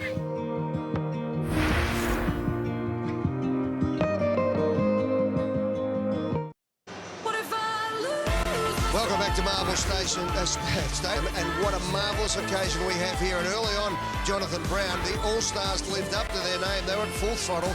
They came out, and it made Victoria look like they hadn't played for 10 years. Absolutely. The Indigenous boys are on down forward for the All-Stars. So Victoria lucky to be back in the game, to be honest, Ed, but what a fantastic game it's been. High intensity, balls flying from end to end, and some great players really starting to shine on the big stage. And then Papley came back with 2 quick goals to get going again. And then guess who stepped up? Dustin Martin. This has just been the big game specialist, and today has been known for it. The Victorians under pressure. In fact, it's been 9 goals, 14, 23 scoring shots to the All-Stars to 12 to Victoria. In fact, when you kick 10 goals too, you give yourself a chance, don't you, Brownie? Who's been your player so far of the match? Well, so far, I think it's been Josh Kelly's been fantastic. Had a big second quarter. I love players that come from interstate and get to come back and play for their state. Yeah. It's magnificent. I was able to do it back in 08, and it's just fantastic, especially when you're a small market team like GWSA. Yeah. The boys don't get to play in front of big crowds. Capacity crowd tonight. Lockie Whitfield's been good. Cameron started coming late in that quarter as well. Absolutely started coming in, and don't worry. Here he is now. Let's just see some of the work. Nice goal there. 12 disposals has been pretty good, but it's been the 2 goals which has been scintillating, really. He's a genuine star of the competition, no doubt. So he's been one of the prime movers in getting Victoria back into the game. 4 out of the last 5 goals has been critical. It looked like it was going to be all over by quarter time the way it was going. Now, Brandy, turn around, mate. We're in the Victorian rooms here. How good is it? The last time I was in the Victorian rooms like this, EJ was prancing around, getting the boys going, and have a look at these superstar players just taking it easy at the moment, getting their breath back because it has been going at a ferocious speed. Absolutely, and the only player that's had previous experience in a state of origin, 2008, is your captain, Scott Penneberg, who is arguably best on ground as well. He's had a huge quarter, leading possession winner, 15 disposals, along with the other warhorse, Trent Cotchin. So the 2 senior members of the club, of the state, have been able to drag the state back into the game. So that's been fantastic. All right, well, the big V is fighting back. They're hanging in there. It's a goal, the difference. It's going to be a huge second half. Let's go to the All-Stars. And when you think of All-Stars in television commentary, you think of Bruce McAvaney. Good on you, and I like that.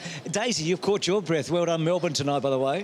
Thanks, Bruce. Yeah, you had a good win. They've kicked badly, the All-Stars. We know that. They've probably kept Victoria in the game early, and then the second half became pretty much a 50-50 match, didn't it? That's right, and I think they've always had the jump on Victoria at the start of the quarters, and then Victoria just able to rein them back in through maybe missing some of those opportunities, the All-Stars. But they're loving the opportunity. You can feel the atmosphere in here, lots of laughter, lots of enjoyment. They're really relishing this chance to rub shoulders with the stars of the game. Yeah, it is a great atmosphere. It's rather relaxed. Who have you picked out as a player for the All-Stars in the first half? Well, it was a giant for Victoria that Brownie had, and I've liked Stephen Cornelio so far. 14 disposals, 2 goals for in the game, including the opener. So really good game for him, and playing mainly in the midfield. And let's not forget, he missed the grand final, captain for the first time this year, Bruce. So big opportunity for him to make a statement and really gain some confidence that he's right up there with the best. No, he's had a terrific first half, hasn't he, with those 14 and 2, and he had the really difficult end to 2019. So a 1-goal game. Hey, one of the great highlights of any Friday night is the Oz kickers, isn't it? Oh. And tonight, these Oz kickers, well, they come from far and wide, from some of those ravaged areas around the state and around Australia. So a very, very special night indeed. We'll be back with the second half. The All-Stars lead by a goal over the Big V.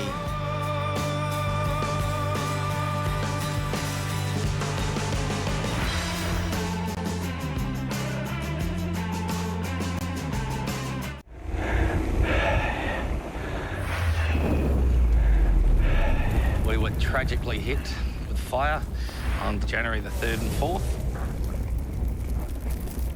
and the fire swept through 80-odd houses, 300-odd cars, 300-odd outbuildings.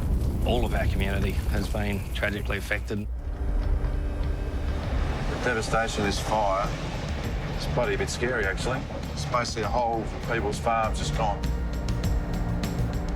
See, over one side, people have got pine forests that there's nothing left of, and other people's farmland's all gone, and it's brutal. It was all gone. Come here to the sports club, gone. There was nothing left to fight. It was done. It was just kaput.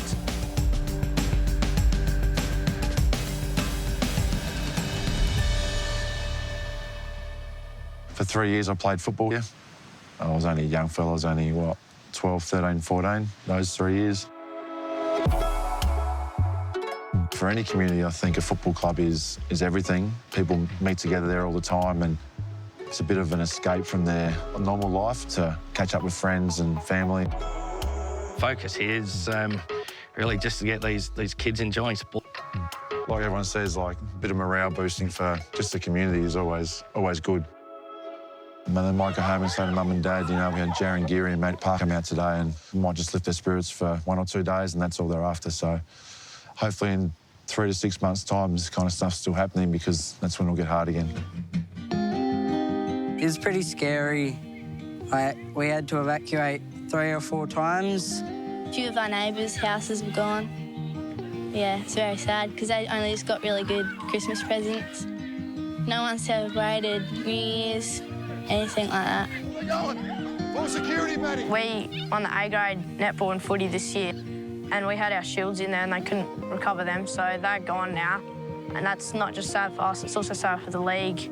And there's lots of other little things in there that are really valuable, and they go on all the photos and, yeah, a lot of gear. Get involved with your club, go down to your club. How can I help? You got something I can do. It's, you know, it might be cooking the barbecue, it might be sweeping the change rooms. Do that little bit, because everybody does that little bit. That's what your community is, that's what your club is, that's what your culture is. More eyes there, making us all safe. So get there and help and be part of your club.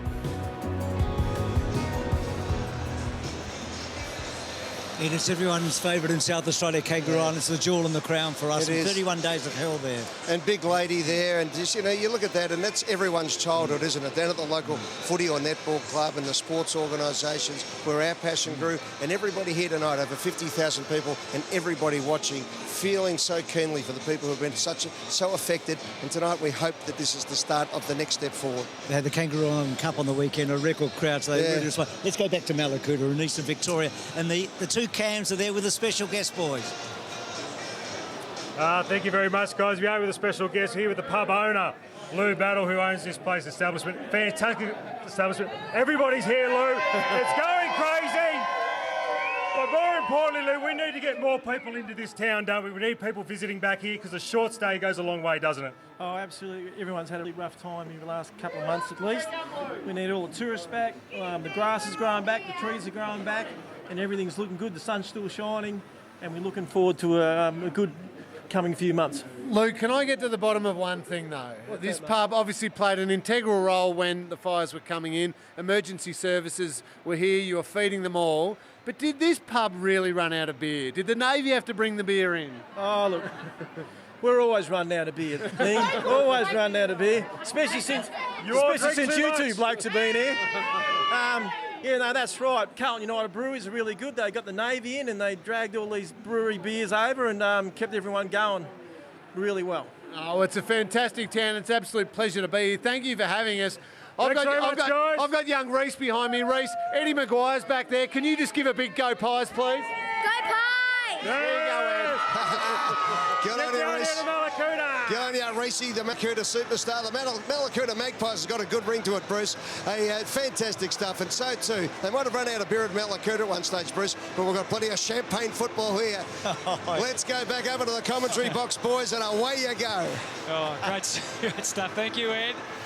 So a 6-point margin going into this third quarter, and a few of the players would have needed half-time. They were blowing a little bit, weren't they?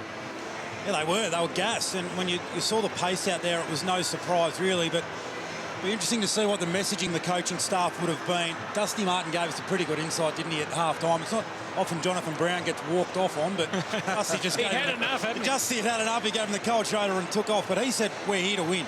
Yeah, well, they're competitive people, and you know what the All-Stars are going to do. They're going to come out and play the same way. Exciting brand of football, move the ball quick, but as you can tell by Dusty and Koch, they don't like losing. They haven't lost too much the last couple of years, and they'll be coming out having a red-hot crack. So all smiles at the moment. You can be sure that they'll be wiped shortly. As we get into the second half, 6-point lead here with the All-Stars. Goldstein tried to flick it out the back door. It almost worked to Bontempelli, but Fife able to launch it inside 50 with a bit of a ugly one. Opportunity there for Darcy Moore, couldn't quite keep it alive, does now. Underground handball from side bottom was quite brilliant. Whitfield back inside Pendlebury, pinpoint handball, got him out of trouble in the end. Now Bontempelli with that beautiful squeezy left foot. Papley got onto the footy ever so slightly. Laird now, well done by Papley for a little bit of a smother. The clean pick up by Martin was sensational. The kick around the body even better, and Sloan has Mark within range. You can see the handball there from the Vicks. All teams these days, they do small little handball games just so it can be nice little smooth there. But occasionally there's a slip or a drop ball. You didn't see it then. It was nice quick hands, get the ball out of their back half, and great little finish there from Dusty. You can see the names of all of the towels that were inflicted during the fires written on the ball there.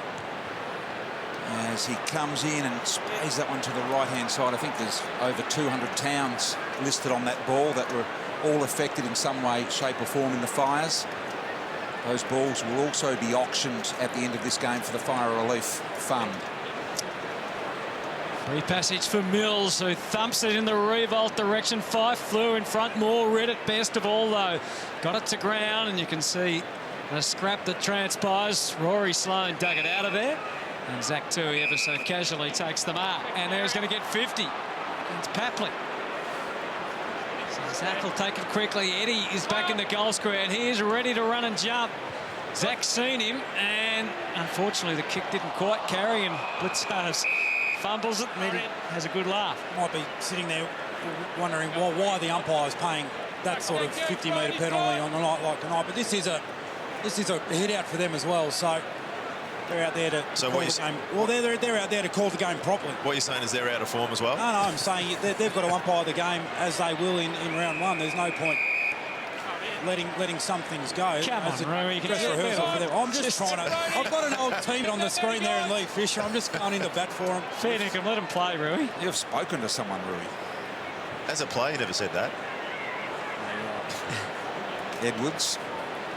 Wide, here's Hill. Sloane did well. Lightning, good. Gaff set free through the middle of the ground. Got a bit of support in the way of a block as well. Gaff screaming the ball. Look at that. Straight to Martin on the lead. Martin foot out the handball to Cameron, but he'd gone past. He wheels and goes, so often he does, and he snapped that one back a little too far. Didn't connect the way he would have liked there, Martin.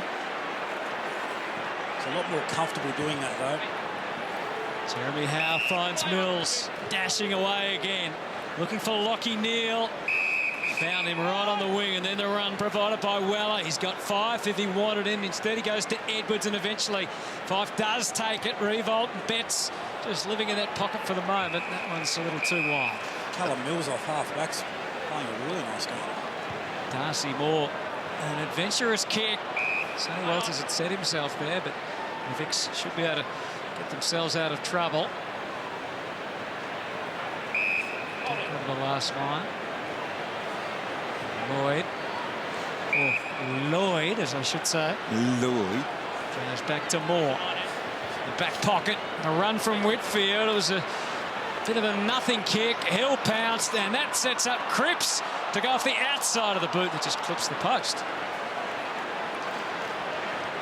So Johnny Longmire, a bit of a huff and puff there. We were talking about Johnny before, how he kicked 8 goals in a state game once. He did, in fact, did it twice, we're told. Once against Victoria to beat them. I understand you've been getting some feedback from G. Lyon on that, I have. He just corrected me, but he only half got it right, and I only half got it right as well. So, in fairness to him, down the line here from Pelly, missing the target. Wonder if the boys are getting a little bit fatigued here. A couple of kicks on the full. Didn't see anything like that in the first half. Tui. Fatigued, isn't that why they get fit? Haven't they trained to do this? You can only train to a certain extent, mate. Games are a totally different thing. Lundy to Howe. Through the middle, not his best. Got there in the end, Weller. Now to Cripps, streaming through the middle. Good ball. Rewalt's got the jump here, attacks it in the air. Could have almost won a free then against Higgins. The umpire decides to let it go. Through a bit of traffic here. Here's Weller again. Fronts the goal. Steadies. Won't bend enough. I would have thought Jack probably could have got a free kick. Then he got tackled mid-air going for a mark. Second half due by Toyota. And again, the support that this game has given is so appreciated right around the country. Toyota thanking the fire and rescue services. And Weller takes the intercept mark this time, feeds it into Eddie, who was ready to go. Just looks like he set up his pocket here down in this right forward pocket, Ed.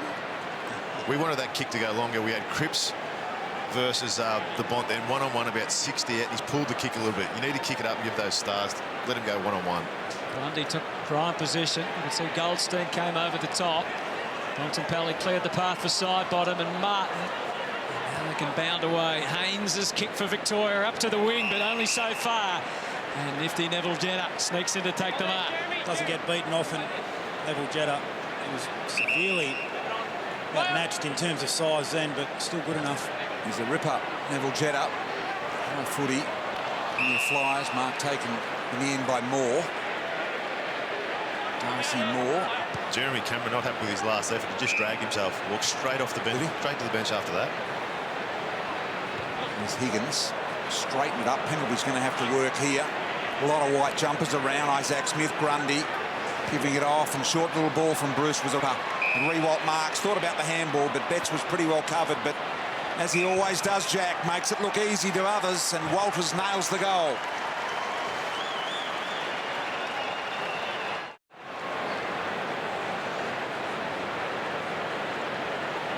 Margin back to 12 again. 12 scoring shots. 12 points, 12 shots. Jack's having a rest. Back in the middle. Grundy slapped it down. You can see Dusty trying to fight his way through, but the ball is going the All-Stars way again, or it was until Hill dropped it, but the recovery was excellent. Johannesson spread wide. Sata slight fumble, slipping through Cameron. Hard man to contain at the best of times. Got it back from JJ, and here he goes. Charlie's kick was magnificent too. And Luke Bruce takes the mark 30 metres out. That is an unbelievable kick. Running flat out to the boundary to kick it on that angle across your body. That was sensational. Let's go down to Daisy in danger. Bit of a dream come true moment here. I'm sitting next to Patrick Dangerfield on the bench. But hang on, goal here. And they've got that one, the All-Stars. But Danger, what was Dimmer's message at half-time? A goal down going into it. What did he have for you? We spoke about the way that we build the ball up, Days. Inside 50s at the moment. We're kicking really long rather than using that shorts and backing our skills in. And even the last sort of 5 minutes, we sort of tried to create and make things up from really deep at half-back rather than methodically build it up a bit and then we break a line, look to go fast. So I feel like we've given ourselves chances to do it and just momentary lapses. How much of that game style stuff is, really hard to concoct with a weak build-up? Like, how much of a difference does it make? Yeah, it's tough because obviously you're playing with most players for the first time. So just understanding the nuances and how they play and how they move and which side of the body they turn to takes some time. But with Dusty in the middle and Pendles and Koch, it's pretty surreal. Daisy, can you pass on to Danger to pull his finger out and do something? From Luke Hodge, I didn't say it, but he said to pull your finger out and do something. Luke, I don't know if you've noticed, but I started the defensive transition with our team tonight. Beautiful chase down, tackle in the middle, so you just zip it, mate. One tackle his whole career, amazing. Just a quick one before I let you go, Danger. You're probably going to get back out there, but when the team list came out, who was the one that you thought, I can't wait to see how that guy goes about it? Who was the one you were looking forward to, lining up with?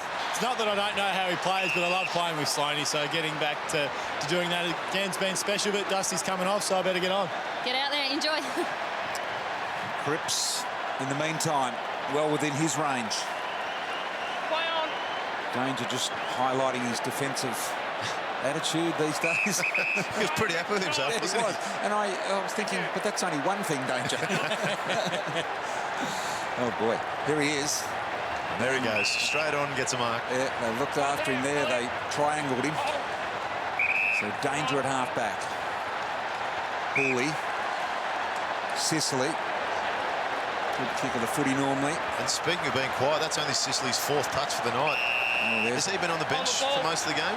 There's a jab from Hodge to the former teammate. In they go. High footy again. This will be Charlie Cameron to mark here. Already kicked a couple, Charlie.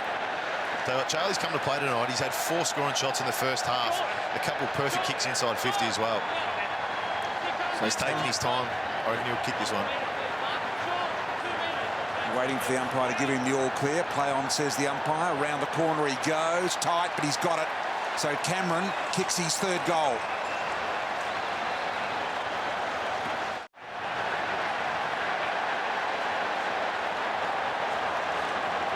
Yeah, it's like the Boxing Day test.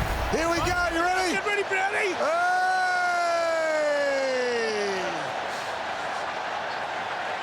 Hey! There's the highlight of the night, boys. Brownie, find something to do, mate. Easily pleased, Brown. There's been a fair bit of action going on out in the middle, and it continues now, but the All-Stars are well and truly on top at the moment. Victoria's defence need a bit more of that. Nick Haynes controlling the air and trying to get some run going, and this man can provide. Sard with one. And now he lets fly with the kick. It's not going to be particularly easy. Dangerfield had to get there and spoil. And again, the All-Stars ready to pounce. Johannesson just adjusted the kick perfectly. And they can continue on. An important fist just to get the ball. Sicily got Revolt out of the way. Charlie Cameron went to work in the pocket. And Revolt bounces back up, and they are absolutely dominating at the moment, the All-Stars.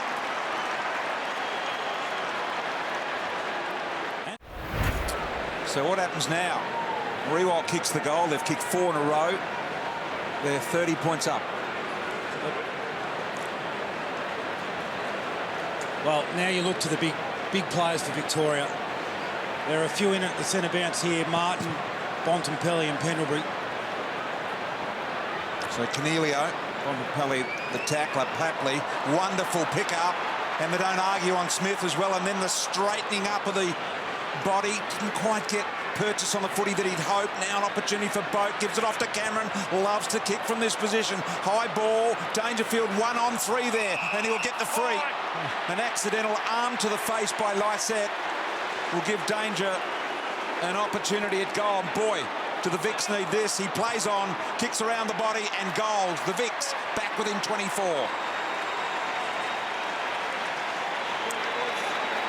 That was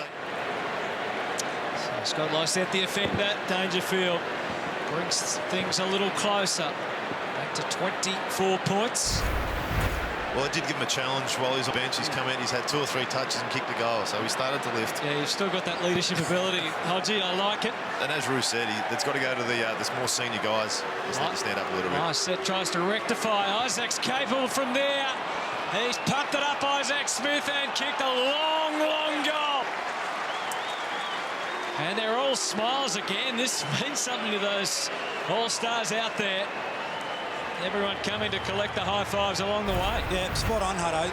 Charlie Cameron has run from the goal square to go and celebrate with Isaac Smith. It's a great finish. We've seen him kick some long bombs over his career, some really important ones too. But yeah, they got around him then. They are definitely playing with a spirit.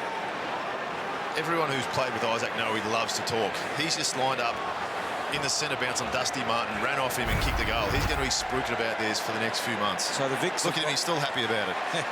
The Vicks have got Pendlebury, Martin and Bontempelli in the middle. Let's see whether they can come up with the footy against Cripps and Fife and Walters. They do. Pendlebury, big clearance needed, great kick. Lynch on the lead, and this needs to be a goal. Nothing else but. So Lynch, first set shot at goal tonight for him. Directly in front, there's the kick. Yeah, it's one of the few times that the Victorian forwards have been able to come at the footy too in space. The method and the build-up for the All-Stars at the other end has been a lot more precise and clinical. 51,000 in the house tonight, thereabouts, as Lynch lines up. 40 metres out, directly in front. Plenty of altitude going right. Nowhere near it in the end. So been a bit tough going tonight for Tom Lynch. 5 disposals and just that one behind. Brody Smith, number 33. See him kick it right down the middle. Fife stayed down. It's a well-judged mark by Sicily, who's lifted a little too since he was pointed out that he hadn't contributed too much by Luke Hodge. Weller takes it, and again the handball from Shepherd to Cornelio this time. And they just have all the run and the answers at the moment, the All-Stars. Wide again to Revolt. He's had his little rest. He eyes off Walters.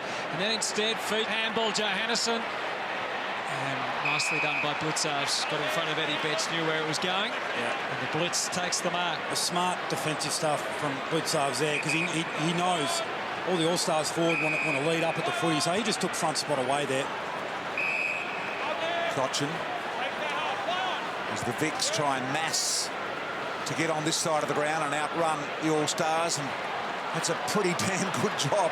Great control by Whitfield. Dangerfield points that way. The trouble is, Boken had enough and decided to head to the bench, so Danger had to go himself. Long ball, Lynch just caught behind Shepherd. The defensive attitude of the boundary. He was about to handball, and Boak was going off. Pre-season games, when they're tired, they get told to come off for a rotation. When they've got 8 blokes standing on the boundary waiting to go on, they get caught off pretty quickly. 29 points the margin. Cornelio this time at the other end of the ground. Cripps, he tried to wipe a few tackles away, but took a step too many. And Scott Pendlebury was the man that inflicted the tackle. Cripps wants to have a look at the replay. He reckons he got a bit of a fist to it, perhaps. He's looking to pass it off. No, he will. Not even sure Andrew Gaff was looking for the footy initially. Has Gaff got the journey in him as well? Not sure. Sard's just sort of lurking. Don't think he's entirely sure himself, but he's going to have a crack. The Vicks desperately need it. Andrew Gaff. He went out wide to give himself a bit more leverage, and it looks like it's done it for him. And Victoria get a much-needed goal.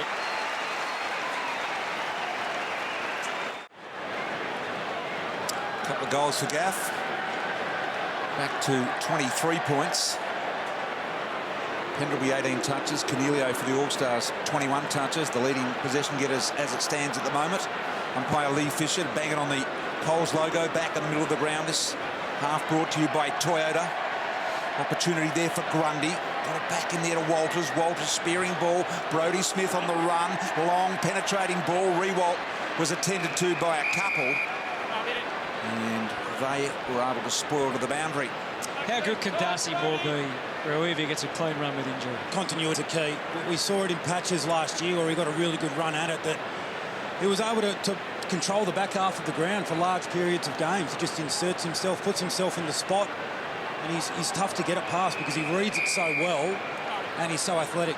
Let's get down to Kath Lockman. Got Paddy Cripps alongside me. Paddy, healthy lead on the board. Yeah, it's nice. It would be nice if we kick straight. All the boys are blaming the balls, but I think we're just a bit rusty in the pre-season.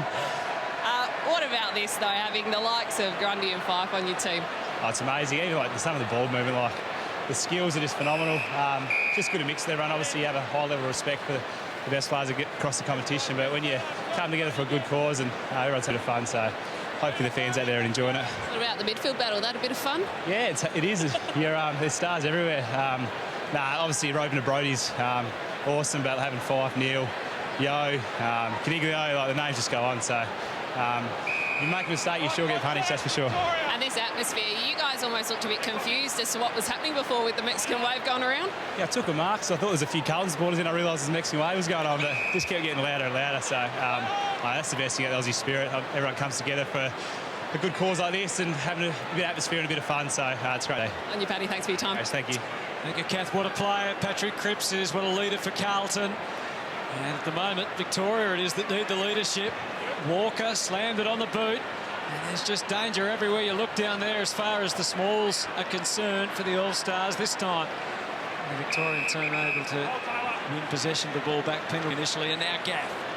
Locked away in the back pocket. Keeping it short. Finds Lloyd. So the Swan kicks Victoria up to half-back. It's wayward, out of bounds on the full. So 6.5 minutes remaining in the third quarter. 23 for the All-Stars. Lee Fisher says go, and so they do. Deep inside 50. Haynes did well to stand his ground there.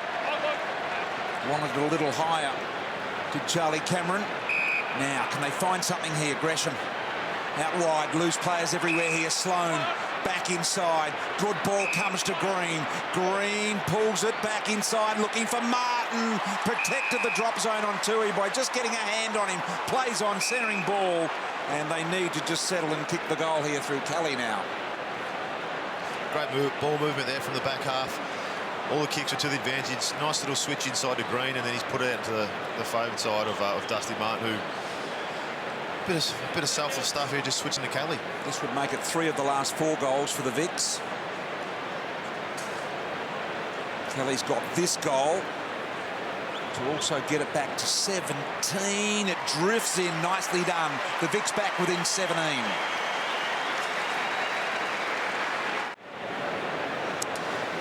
So the Vicks have kicked the last couple, and that man, Dustin Martin, still looms as one of the major weapons Victoria could have to get back in this game. And tonight is about providing relief and help for those out in the bush. And speaking of relief, all the different emergency workers, including the SES, just done such an incredible job, and so many of them here tonight. The emergency workers watching on and enjoying the footy, as we hope you all are at home. Certainly the players are out there, the All-Stars, into attack again. Quick kick away, Stephen Martin. Grundy made it difficult for him, and now the race is on. Laird will get there first. Sloan, his teammate for Adelaide, worried him out of it. Used gaff a couple of times, the Victorians, to try and get going. Danger takes the mark, has a quick look around. They hold their positions basically ahead, so he goes across for Whitfield. And then where next? Bontempelli is the target, just outside the 50. Oh, he got clobbered. Play on the call. Luke Bruce did enough to hold them up. Now they come with a rush. Toby Green, back from Lloyd to the Bont. Neat little step. He almost got through, but almost isn't good enough. The Bont and Patrick Cripps together, and Cripps wins this little battle. And didn't he enjoy that? He enjoyed it, and Bont didn't like it either. No. You wouldn't. Patrick Cripps just had the little smile, and the Bont was not impressed. It was a great shot, and that was a really interesting attitudes from both. Mills sort of sums up in a lot of ways, because that's about the difference at the moment. Edwards, here's Cameron. Betts wanting it long, and he goes over the top. Lysette free at the back, was it? It was. No, it's Hawkins, spills to Hill. He can run. He can canter into an open goal, and they extend the margin back to 23. That all started there from a nice little tackle from Cripps. I think Bont has balked most people in the AFL, but Cripps was ready for it. He knew what he was going to try. He's watched him do it that many times. Great tackle, which ends up in a coast-to-coast goal for Bradley Hill. And this is why the great players are great, because they just hate getting beaten. Whether it's an entire game or a one-on-one contest like that, you see the enjoyment, the satisfaction of coming out on top, but didn't quite catch a glimpse of Bontempelli's face there, but not one he enjoyed. And just like that, the speed of the All-Stars, we're back out to a 23-point lead.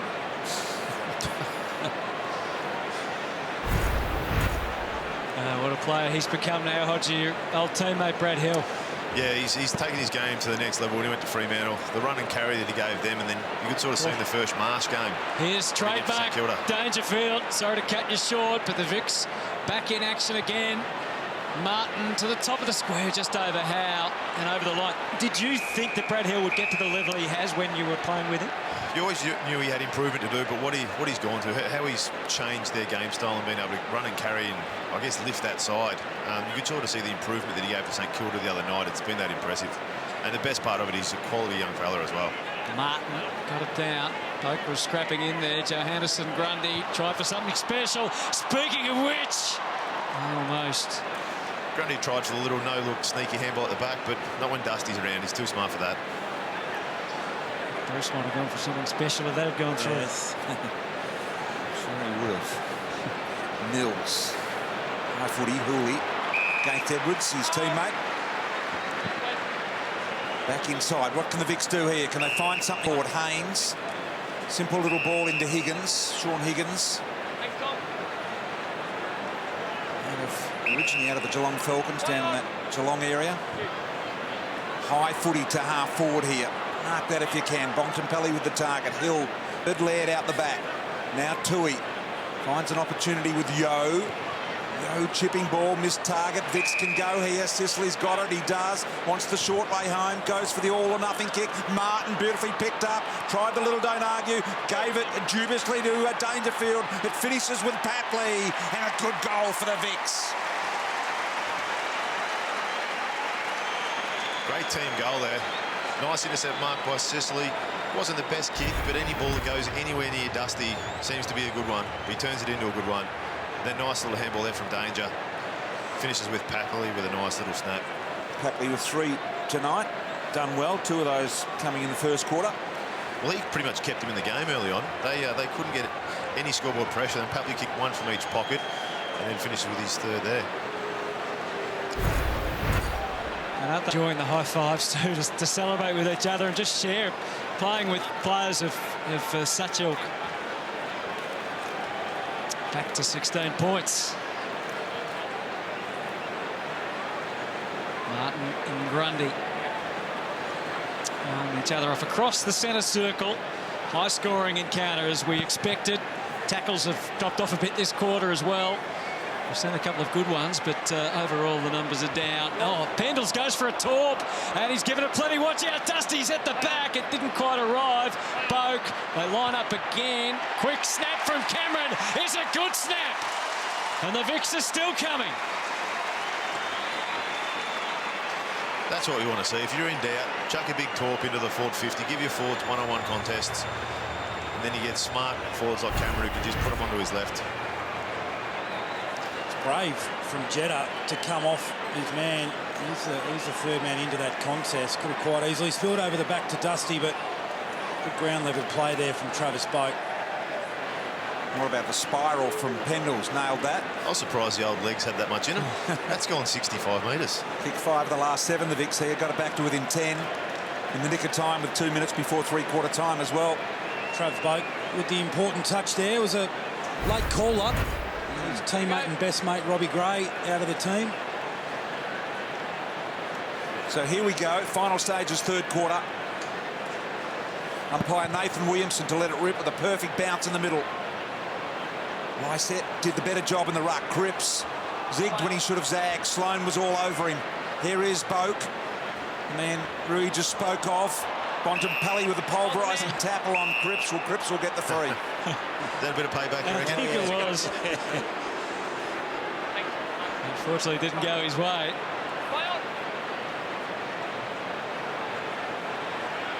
Canelio tries to buy himself some time. Gives it back. Cripps aligns himself with Walters. Doesn't quite arrive because Sicily was quick onto it. Again, the handball by Martin, more in hope than anything. So here's Bont trying to... That was definitely payback. Yeah. He saw who it was. Didn't matter if he had the ball or not. Drove him into the ground. Let's get back to the Vicks bench. I think Brownie's finished doing the wave and he's got a special guest with him. Yeah, with Toby Green here, how's the pace of the game? Defensively, things have dropped off, but very exciting offensively. It is. We've come back here a bit in this quarter, so it's good to see him. Sets up for a good last. It's been good fun so far. Yeah, we're going to fire up at three-quarter time, you know, because Teddy Whitten style, we're going to stick it right up in here in the last quarter because the All-Stars have been probably in front most of the night. Yeah, they have. I'm sure Dimmer will have something special for us at three-quarter time, and I've got faith in the boys will come home strong. Mate, I want something special from you. Don't worry about Dimmer. What are you going to deliver for us in this last quarter? I'll see what I can do, mate. I'll just play my role, defence, and then go from there. Don't give me play your role. When you stand on someone's head and kick a goal, mate, all the best. Oh, the former Victorian skipper there demanding a higher performance from the Vicks and not scared to put it to him. Well done, Brownie down there. Here they go forward again. The boot of Higgins. The one-out lead by Lynch. 30-odd seconds left to get it back to a single-figure game. And that was a better kick to Lynch. That's working to his strength. Put it out in front of him. Let him get a run and jump at it. That fat side of the ground has been used more tonight than just about the entire year combined last year. So here is Lynch. All the lights on the phones are light in the background, as you can see. As Lynch steps to the plate, and this is badly left. 9-point margin. That looks as close as the Vicks are going to get. Hello, and this quarter anyway. Yeah, 6 at quarter time, 6 at half time, but it's 9 at three-quarter time. And big last quarter ahead. Who's got the energy and the effort? Who's going to get out there and give them the rev at three-quarter time? We're watching some of the game's very best in action for Bushfire relief, and the best thing is there's still a quarter to go.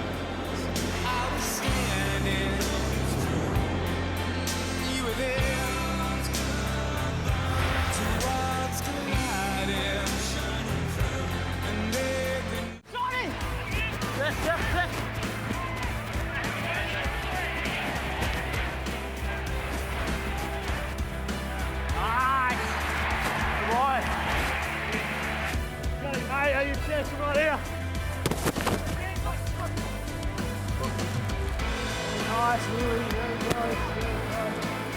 Push up and you forward when you go. You going in the middle. In the Mars. Down here, friends. Yeah. You at a D? Yeah. Over the back of the head. Yeah. D hit. D. Go early. Get back out there. Pendlebury and Fife mic'd up for us to hear there. Some interesting stuff as we're here at three-quarter time. And the All-Stars have led all games so far, and they're in control, but not by much. 15-16, 106 to 15-7, 97. 9 points in front of 51,000.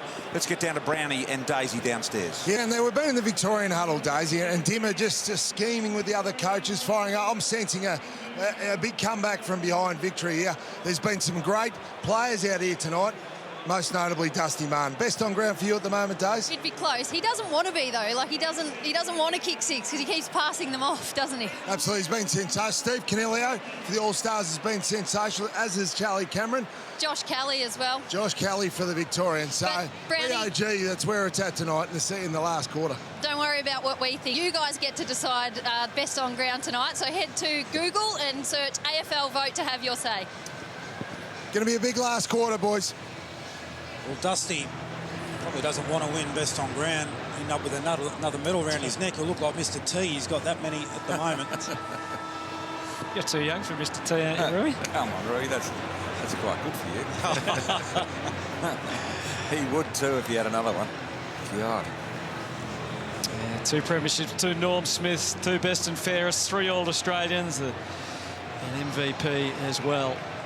I can't take credit for that one, BT. All about attribution. Duck was rolling with that one in the radio box just down the hall.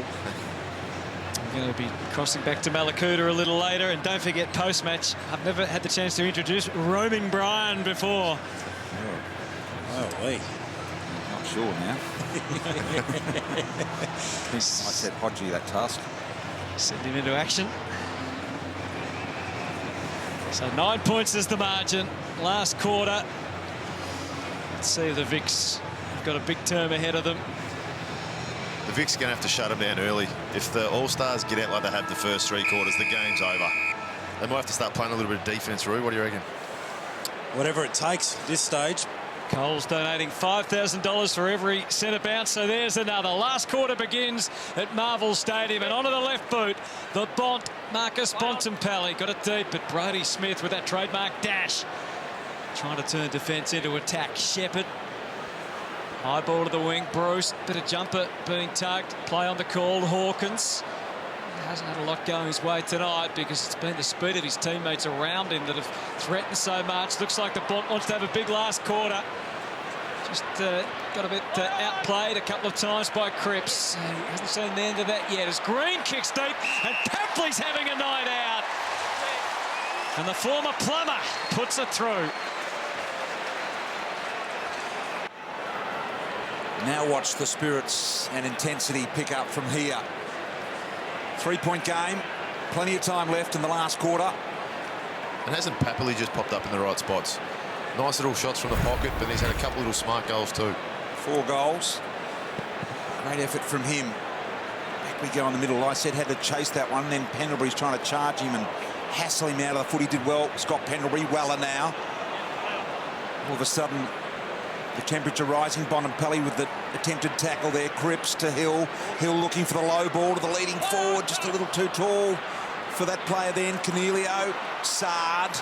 Long his handball. Bontempelli needs to be clean and tidy. He is fast with the hands as well. So the Vics are away. Wonderful pick up by Pendlebury.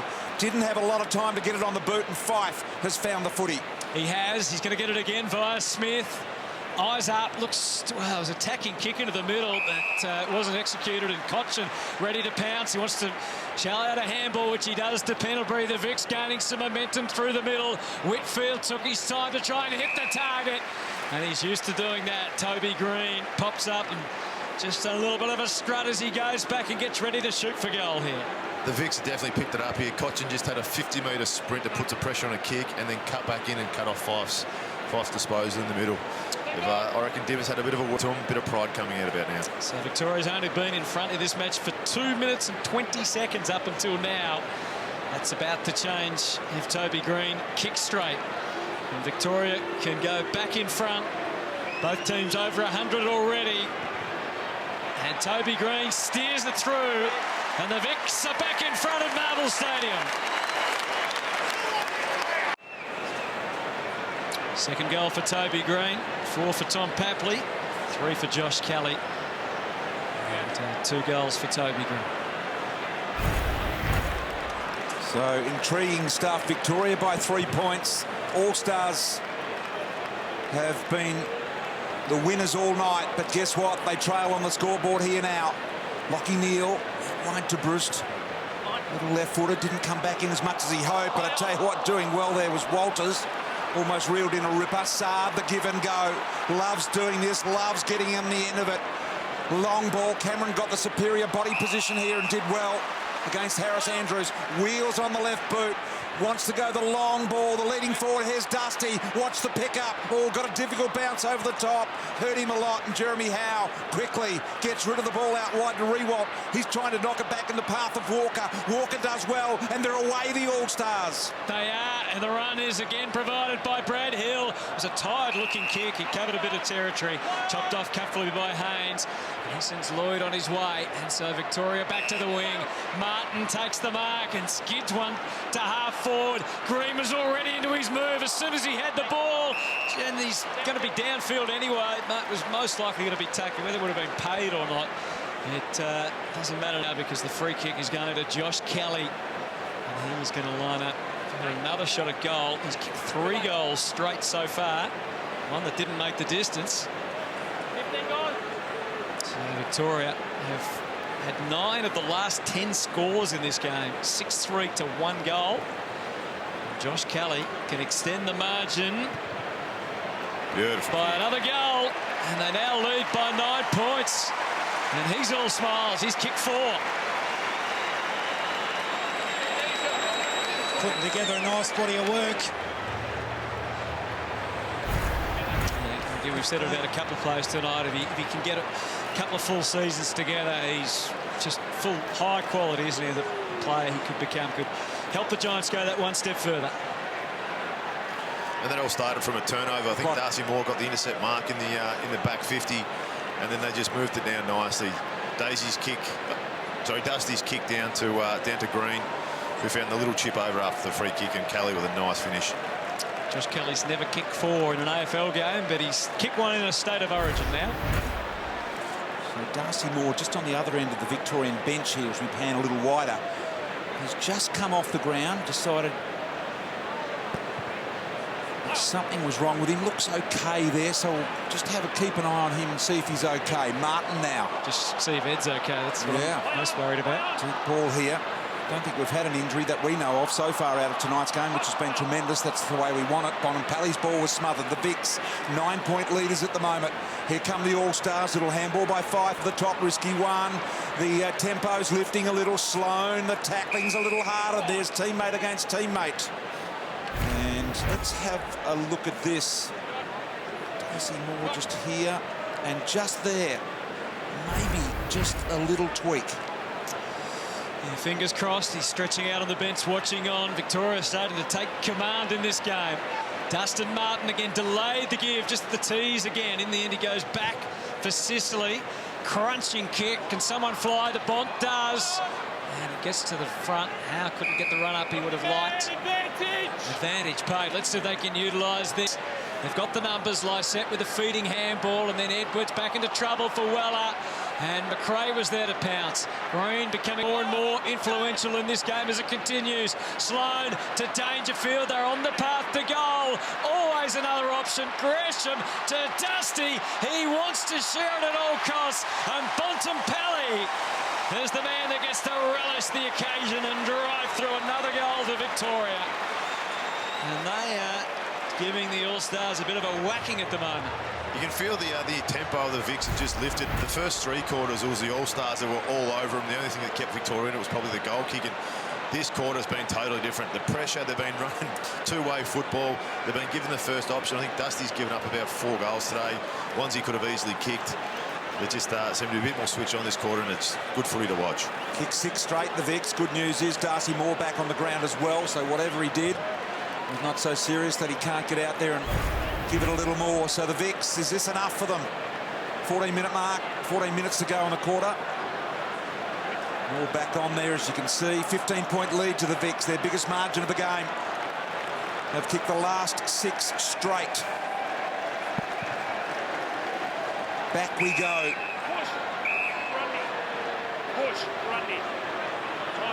He thought it was against him. So Grundy with the free in the middle, says umpire Matty Nichols. Those are the big, high, ugly ball. Deep forward, and the only flyer was Cameron. And he says, don't even bother, fellas. I'll go back and slot this. And you want to be aware of the quick play on here, although he's a little too far out.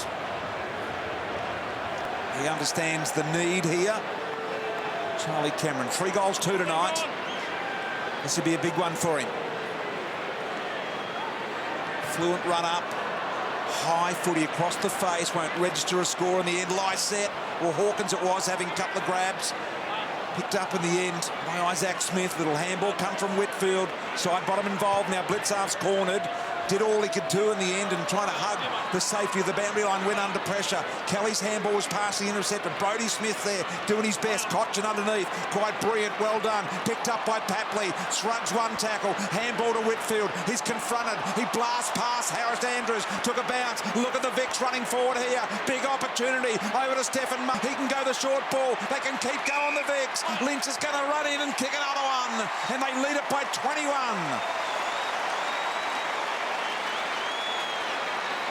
They've just cranked it up. They've cranked up the pressure.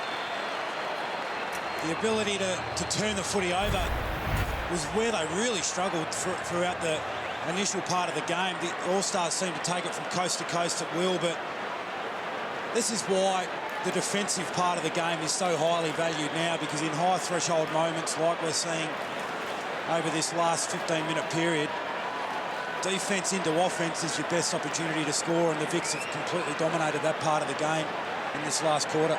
And that started with the Victorian captain. Trent Cotchin's efforts down here in the pocket was unreal, which set up that goal. 21 points the margin, back down to Kath and Gilbert.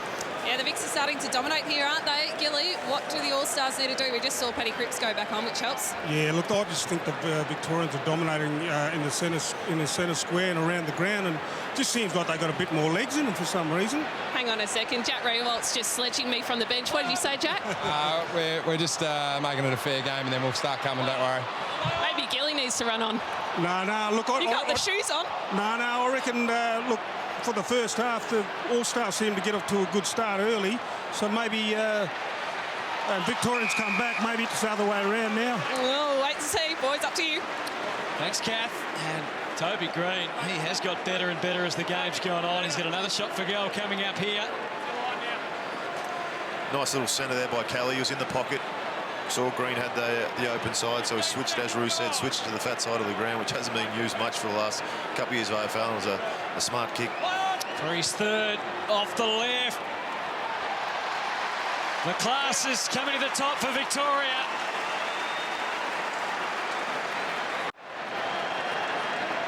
You're right, Brownie. Green winning over the Victorian crowd here. By the way, the Vicks have kicked 10 goals free to the All-Stars 1 goal in the last 30 minutes of footy. Now 30 points up halfway through that third term. It's amazing in today's game, that kick from the boundary, the footballers are so much more keen to do that than have the set shot straight in front. They practice it that much, you'd see him a shot from the boundary rather than 30 metres out straight in front. What does that say about the psychology, though, of the player? It means that if they miss, they've got an excuse. But they don't seem to miss. They seem to kick those ones all the time. So ball up in the middle of the ground here. Grundy, Cripps. Trying to muscle it out, Cripps. He's realising the urgent need of goals, and maybe this can be one. Pushed out of the way was Edwards by Sard. Beautifully weighted kick by Sard over the back. Papley just to get a hand on Dangerfield to keep it running.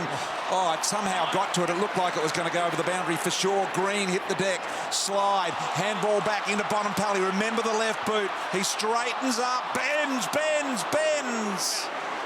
and has missed that one. By the way, 51,000, as you see the Dangerfield tap to keep it alive. 51,052 in the ground. And remember, Zurich are putting in $10 per person that's coming here tonight. Do the maths, Rui. Get back to us in a moment, please. About 510,000, Rui. Is that right? That's about 510,000. 520. It's a pretty good donation, isn't it? It's a great donation. Thanks to Zurich. Very generous. Bit of Wayne Harms, Kenny Sheldon about that. A bit further out from goal. It was. Not quite as much at stake, but $510,520. 28 points is the margin. Pendlebury again to Bontempelli. Gresham with the up and under. We've got an early nomination for Mark of the Year still to come. The Flyers didn't get a really good run at it that time. Cornelio back to the middle. Luke Bruce. He's got Revolt leading up now. He works the angle. Darcy Moore got there. The timing of the fist was perfect. Edwards to try and reel it in. Moore's covered a bit of territory, but he still had enough energy to lay the wraparound tackle. Outstanding play by Darcy Moore. And great to see that he's okay. Certainly Ed looks a bit more comfortable over there. Nick just watching him wait to our left. Cornelio. And the All-Stars will get an opportunity to score. And Cameron was keen to move it on to Bruce. Take your pick. Isaac Smith was on his wrong side. They've made a meal of it, but Eddie, well, couldn't get them out of it. Too cute, perhaps. Maybe trying to be a little bit too selfless there. There's too many handballs. Bruce probably should have just put it through. Gaff. 27 points. We know they can score quickly. Still 10 minutes left. Is this tactics coming in by Victoria? Trying to slow the game down. Haven't seen this all game. Absolutely. Higgins. High footy, Jeremy Howe, the only flyer in the end now. Can they pull the trigger and find something through the middle? Not yet. Howe goes even wider. The all or nothing kick.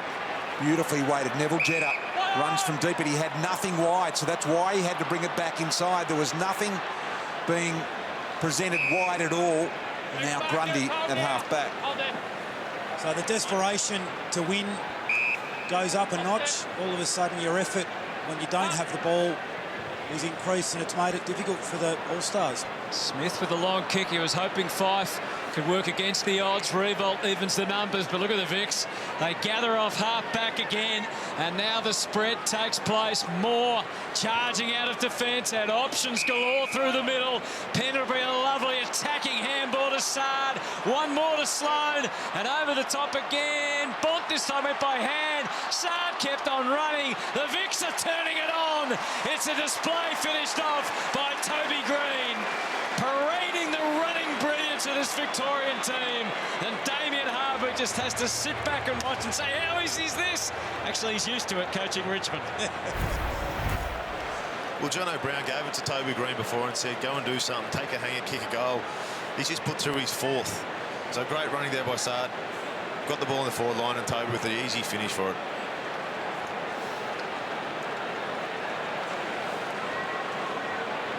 So the Vicks by 33. Finished extremely strongly.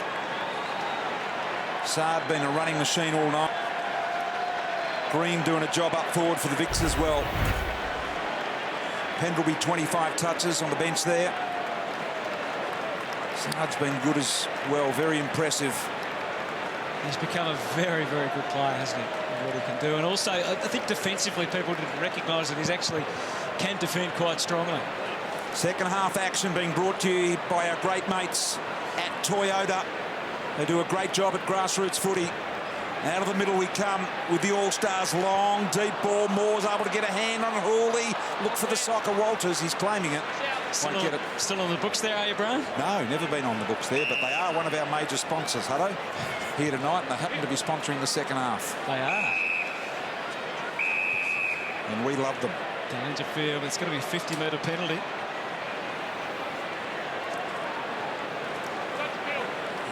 It's back to Patrick Dangerfield.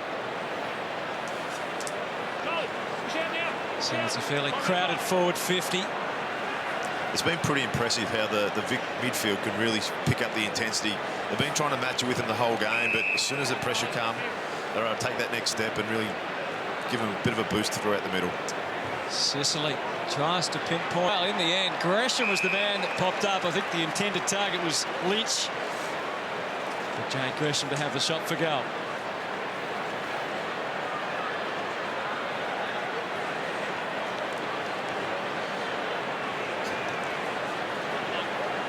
Sixth in the best and fairest, I think.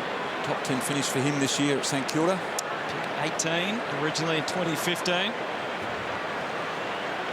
This Victorian team, 16 players who are best and fairest winners. They've collected a total of 34 medals. The All-Stars, 9 best and fairest winners, a total of 18. So the Vics are well stocked for stars, and Gresham is rapt to be part of it. He puts it through. When you meet someone for the first time, you either like them or you don't. You and your family can stay with me as long as you need to. We know nothing about these people, and they're living under our roof. He saved my life. You stay away from this house. You don't know anything about us. What are they really hiding from? Next week, it's all about to explode. John knows everything. Either they leave, or I do. Home and Away, next week on 7.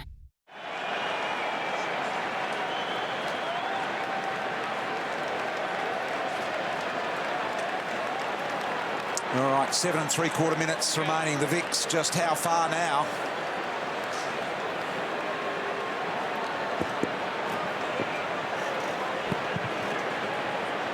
Great crowd in, just over 51,000. So Grundy free again in the middle here. Both ruckman, although Todd Goldstein doesn't look too unhappy about the free. So Brody Grundy here. Middle of Marvel. Long ball. Rewalt. Darcy Moore there off hands. Betts trying to feed it through traffic. And Whitfield, who's been pretty damn impressive all night with his 21st touch of the footy. My cousin was about to try and launch for Mark of the Year there. Well, just didn't quite get the up. That's what we need. Like, just a couple of extra highlights from our superstars tonight. Free kick out to Jeremy Cameron. Post-match will go back to Malakuta. One of the worst affected areas by the bushfires. Brian, just working through your notes there, BT. You got something special for us in the roaming situation? In regard to? Well, roaming around the rooms. Oh, well, we're just going to have a look. We haven't got a lot of notes. We'll see what the players are willing to give us, Hutto. Oh, no. But, sure they'll be willing to give you some absolute gems. Yeah. So these guys here, the SES, of course, you're wondering why the footballs are orange tonight. It's basically named after these guys, the State Emergency Services, who do a great job and were heavily involved in the recent fires. There's Fife, of course, the CFA and police and Ambulance Victoria as well, all involved, all represented here tonight, and many other aspects of that firefight represented. Hooley, some good dollars being raised here tonight. Hawkins, little one back, comes to Walters. Handball, every All-Star under pressure the moment they get the footy at the moment. Never saw that in the first half. Seeing plenty of it now. Boak muscles it out to Gresham, and Gresham a short ball to Goldstein. Well, further to your point, BT, they kick the ball so efficiently in the first 3 quarters. The All-Stars, they're going at just 50% in this last term because of the Victorian pressure. Got some back the other way that time. The intercept, Bruce sets Grundy on his way. A bit of a wobbly old bounce there. And then the kick not so great either. On the top legs of Brody Grundy. I think that's where, when you got Charlie Cameron running to the left, you maybe as a ruckman, give the handball to the little fella and let him go to work. Haynes with the kick forward, but how? Regenerate something for the All-Stars. Tui had to wait. It's a trouble. How off the instep. Trouble playing alongside so many great players. You see them do it and you think, I can do that too. Yeah. It's not always that simple. Know your limitations. Boundary umpire getting a little bit overzealous. They're calling that one as out. The Vics are about to... Even though the Vics have taken over, the football that the All-Stars played in the first 3 quarters, especially the first half of those quarters, was outstanding. Some of the kicks they had, the ball movement, it looked that flash, looked that nice. And some of the forwards were loving them. Hutto, how many boundary throw-ins tonight? About 3 or 4, I reckon? Not too many. Not interested in putting it out tonight, are they? No, it's amazing. There's no direction from the coach, that's why. Yeah. They don't want stoppages tonight. Keep it free-flowing. Well at a 5. Walters just able to keep the trouble at bay. Now, opportunity to run and bounce. Although Yo's handball wasn't as good as the rest of his work, and instead it's side bottom against the tide. Sends it back and is able to receive it again. Kelly again playing a part. Gresham, he fooled them all. Gets onto the left boot and then just got a little wobbly. Dangerfield looking for a bit of Harlem Globetrotter stuff.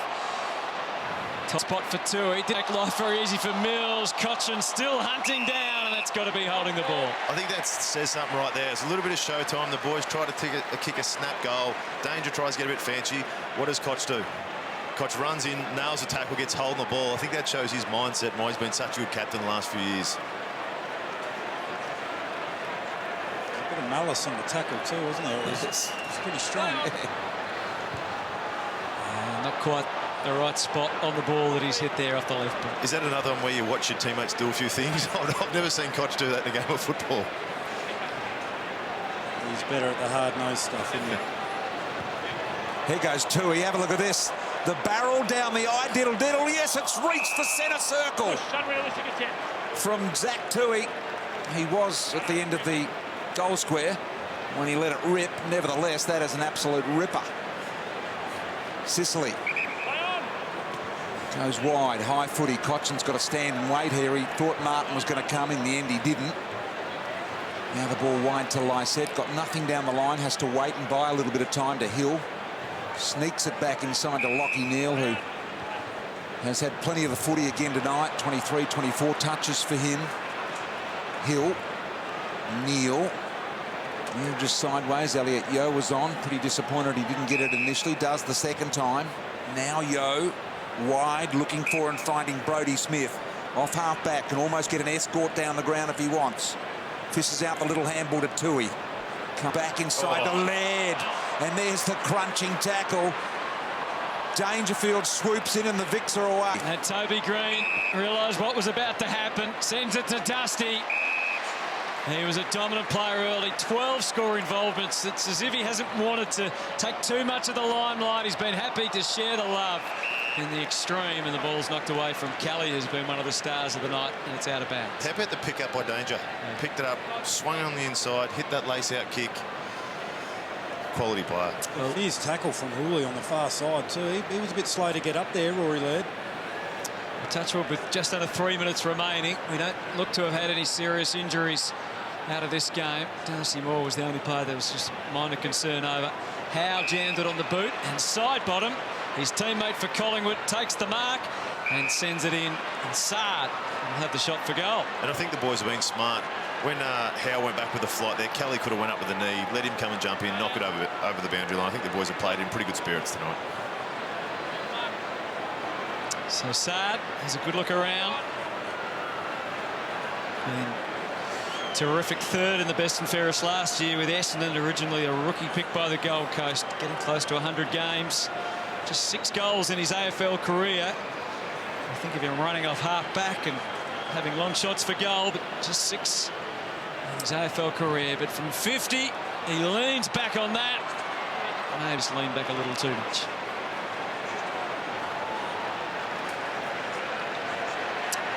.40 points is the margin. Jeremy Howe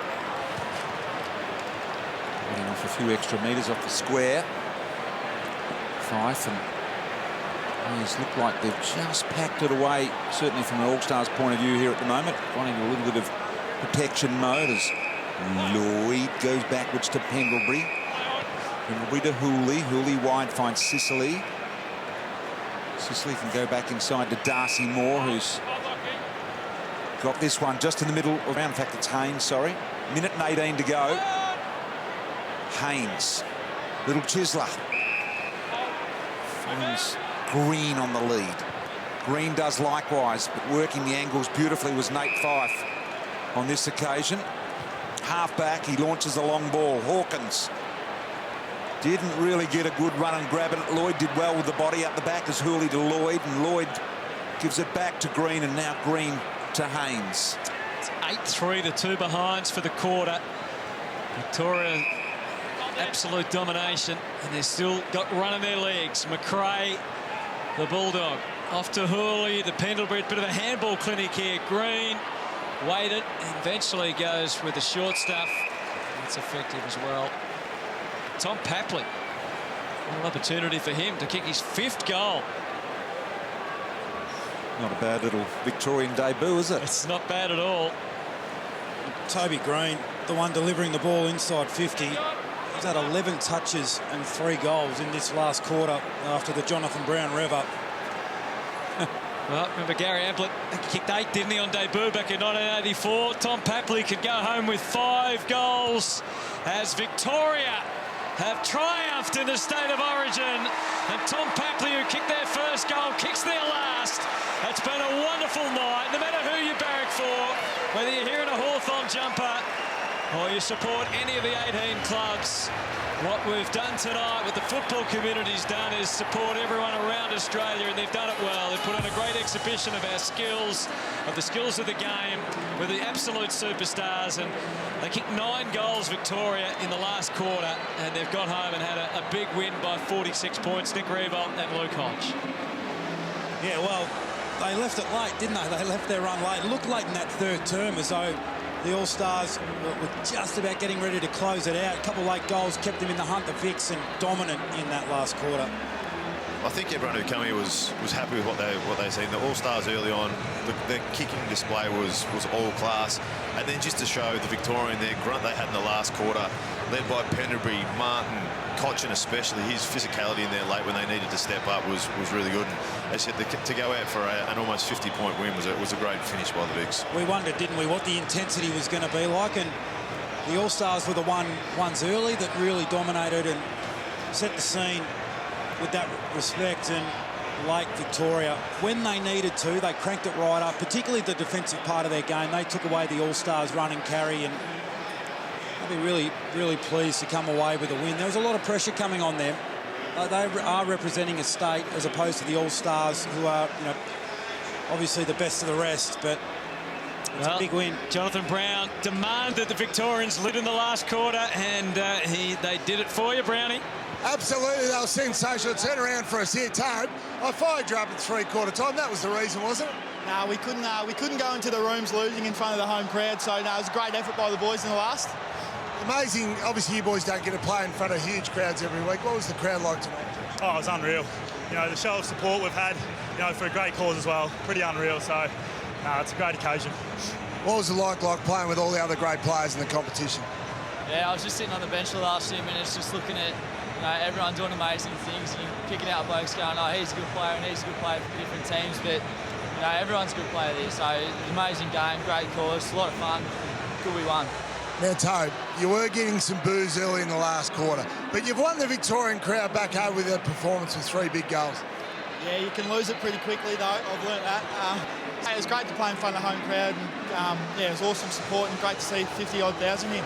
Josh, last one. Any chance Leon Cameron's going to let you boys play freewheeling football like it was tonight? I don't know. I thought it looked all right, so I don't know if he's watching. Might be a little game plan for us. There you go, Camo. That's the way we like to play our football. Daisy, with a couple of the Collingwood boys. Well, I've got one at the moment. We'll get Brody back. But Scott, pretty tight tussle for 3 quarters. What changed in the last? Yeah, I'm not sure, to be honest. We seem to start every quarter slowly, and they, you know, probably in fairness, if they had kicked straight, it would have been over early. But yeah, we managed to kick straight when we had our chances. So, but it was really good fun, and enjoyed playing against everyone and the Pies boys as well. What was it? What did you enjoy when you say that? What about tonight really stands out? It's probably a defender's nightmare, but it's on instinct. Everyone's just playing offensive footy, flow.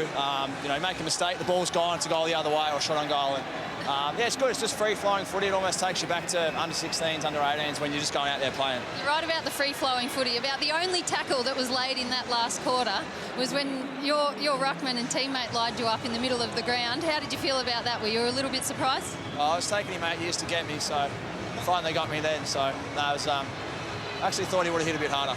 And Brody, playing in the ruck, I know it probably, whoever's the loudest would catch your ear when you're up there about to tap it out. Who was it? Who wanted the footy the most tonight out of the All-Stars? A pretty selfless group.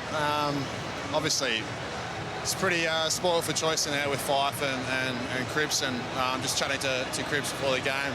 Said he spends a lot of time sharking my hit, so it was good to sort of hit to him on purpose this time.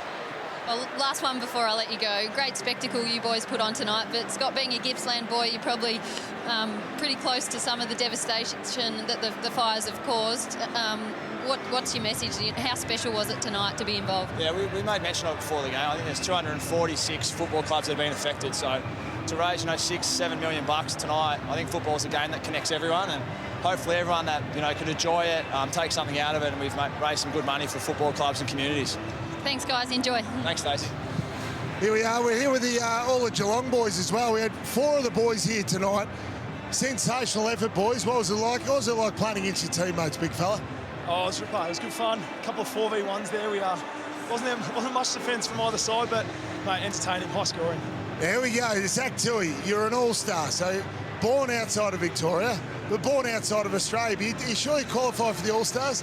Yeah, only just. I'm not sure I'm fit in with the company, but great cause, great fun. Not much defending, so good practice for my in-season style. What was it like playing on your teammate Mark Blitzar's Tommy Hawkins? I've been playing on him for the last 3 months, and he's had the better of me, and I think he might have just got me tonight again too. So it was good fun, like the boys said. It was hot. It was really hot. Ball moved around pretty quick. High skilled, bloody great fun to play. Obviously for a great cause, but very privileged to be able to play as a player.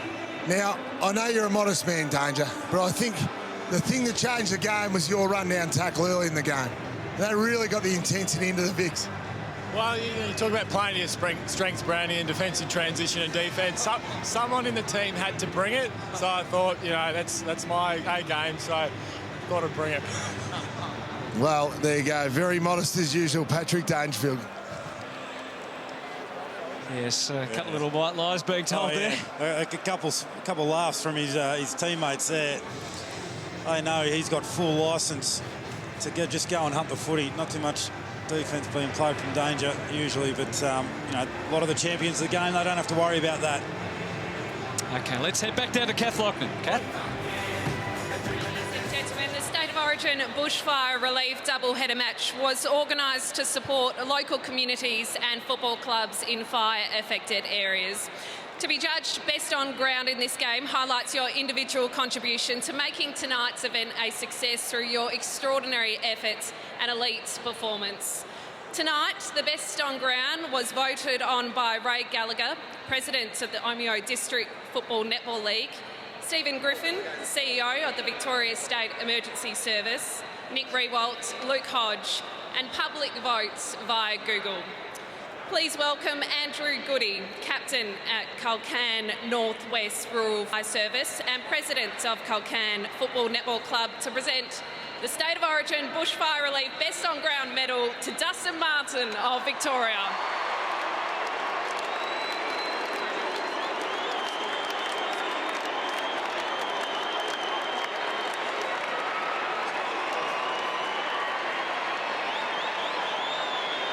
Dusty to say a few words. Yeah, just thank all the supporters in the AFL for putting it on for a great cause, and a lot of great players tonight. Cheers. Well, prior to the presentation of the State of Origin Bushfire Trophy, let us first acknowledge the performance of the All-Stars with a round of applause. Would you now please welcome Trent Cochrane and Damien Hardwick to receive the State of Origin Bushfire Trophy from Gordon Nichols, Captain of Bigara CFA Brigade and President of the Upper Murray Football League. Oh, that's it. Sorry. Can't hear. Sorry. Well done, Dimmer. Yeah, it is. Thanks very much. Beautiful. I'm not sure what I'm doing. Yeah. Just wanted to say thank you to the AFL for giving us the opportunity to come out, put on a show for you guys. The support's been amazing. Obviously, it's more than a game. It's about the communities that have been challenged. It's about our services that have provided help and support. And I think it shows why Australia is such a special place. We all come together at times like this. It doesn't stop now. This will go on for years to come. So I encourage you all to get out to the communities, support them however you can. and thank you very much once again.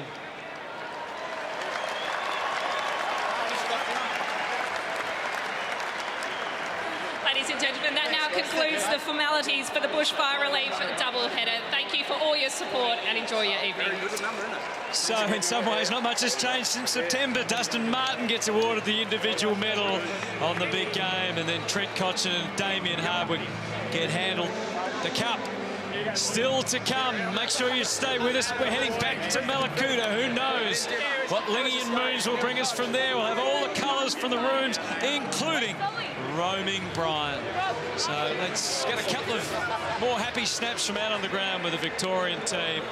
Again, Dustin Martin judged best on ground, and Trent Cotchin and all his team getting to enjoy the spoils of victory and great individual moments for them. They'll look back on this night, I'm sure, with great pride and joy. And the Vics coming from behind to end up winning by 46 points. They are the winners of this State of Origin match for Bushfire Relief. We'll take a break and be back here from Marvel Stadium and look back on what was quite a night.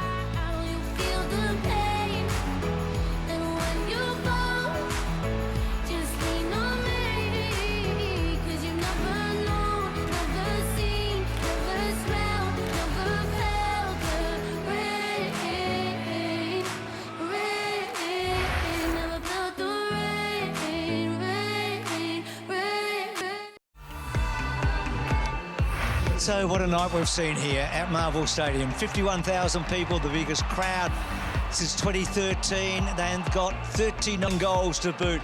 Nick Revolt's just joined me. Nick, it was a strange game. I mean, the All-Stars dominated for so much of it. They got out to 30 points in the third quarter after being 22 points in front a couple of times in the first half. And Victoria kicked 13 of the last 14 goals. Yeah, they turned it on late, absolutely. And it was almost as though the desperation and the desire to win really went up late in the game for Victoria, and as a result their defensive work that lifted took away what was the All-Stars' great strength throughout the contest, their ability to execute, and fittingly in front of the home crowd Victoria found a way to win late in the contest. Dominated centre square in the last quarter, didn't they? And then, you know, Martin's had a big match. He's got another medal to his name, and then Toby Green, Kelly, all those guys came to the fore. So, as you say, you know, playing for the big fee made a difference in the end, I think. Yeah, absolutely. And it was the guys you mentioned, the guys that do it for their clubs every week, that in the high leverage moments, they're the ones that found a way. But this is what it was all about tonight, wasn't it? Yeah. The cause that we can see there, and the emergency services workers, the SES, the tip of the cap to them tonight for all the great work, as well as the fundraising to help those affected. It was a really significant night, and you could just tell the players the enjoyment that they took from bringing something back to the people that support the game so strongly. There was a lot of pride and enjoyment in doing so. And the team's just come in, Nick, behind us, haven't they? I mean, it's the most fearsome jumper in Australian sport, I believe. I mean, as a South Australian, we always felt like when the Victorians put the Guernsey on, they looked bigger than the South Australian team, and tonight they've come to the fore, and there's the All-Star team who really dominated for so much of the match. What did you like about the Vics tonight? Well, I think the fact that for them to be able to manufacture that pride, it was always going to be an easier task, I think, for the Victorian team to be able to execute, because they are representing their state. And we heard throughout the broadcast about what Damien Hardwick did before the game in calling on some of the past Victorian greats to write letters to individual players to try and give them a greater sense of purpose. And it was clear late in the game when it was there to be won that they drew on that. So it was a great performance from Victoria tonight. No doubt about that. And for the All-Stars, I mean, they missed a few shots early tonight. They were so dominant for so much of the match. In fact, at three-quarter time, you felt to yourself, who's going to get the kick here? Victoria had come back. Each of the first three quarters had a ring to it.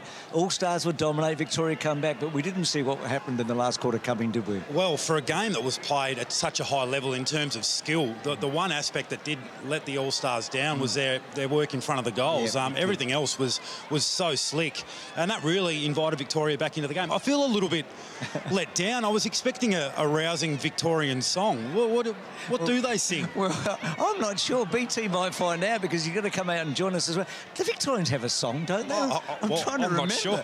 You're from across the border, and I'm from Tasmania. So, you're speaking to the wrong people. But a lot of smiles on the faces, and even just looking through into the coaches' room there with Damien Hardwick, and I mean Robert Harvey, a great Victorian player in his era. I think he had 3 EJ Whitten medals. I think, didn't he, Robert Harvey? So there is a lot of history in the room, and again, getting back in touch with some of those past great champions, I think was a great touch from a coach in Damien Hardwick that we know loves playing on that and the themes with his Richmond team. So it was nice that he was able to work that into his coaching of the Victorian team. He hasn't lost for a while, Dimmer, has he?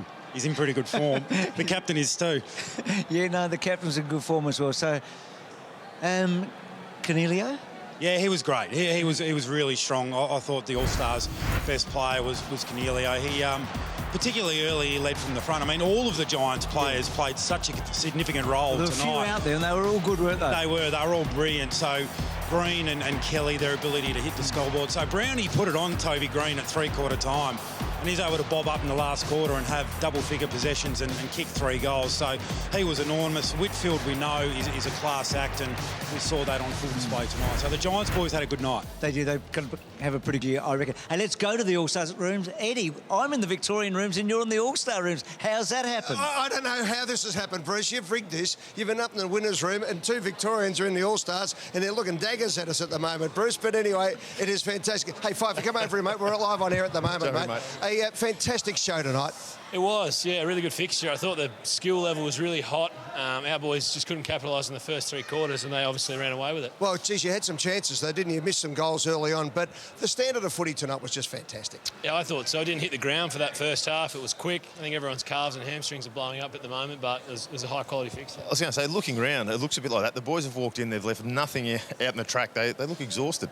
Yeah, we set it up to succeed and no one really knew how anyone was going to go, but from the first bounce, they came to play, we came to play, and I think we put on a pretty good show. What do you think about this as a warm-up game? If we had State of Origin at this time of year, do you think it would have support of the senior players like it has this year? I think so. We'll probably let the waters settle after this, see how everyone pulls up, see how it felt. But at this stage, you saw everyone put their hand up. The best in the country wanted to play. It probably has a future. And, mate, can I ask you, as a country guy, having watched our beautiful country just been so enveloped by flames and tragedy over the last month and a half, to be able to lead the All-Stars in this game and play such a pivotal role, and we thank you for putting you and your teammates, putting your bodies on the line tonight to go out there to play an exhibition game. It's been fantastic, and you see the emergency services people have just loved every second of it. What do you say to your country colleagues, mate? We had a guy, Andrew, come in and guest speak to us beforehand. He was involved in a tragic circumstance. It just shows how many people were hit pretty significantly by these fires. It's great to see that the country is galvanised, pulled together, and we've done our small bit as sports people to put on a show. Yeah, as a captain, go in there and tell the boys a fantastic effort, because the spectacle that we were watching out there was a fantastic effort from all the players. They had a red-hot crack, so well done, mate. Thanks, guys. Good on you, Fifey. Well done, mate.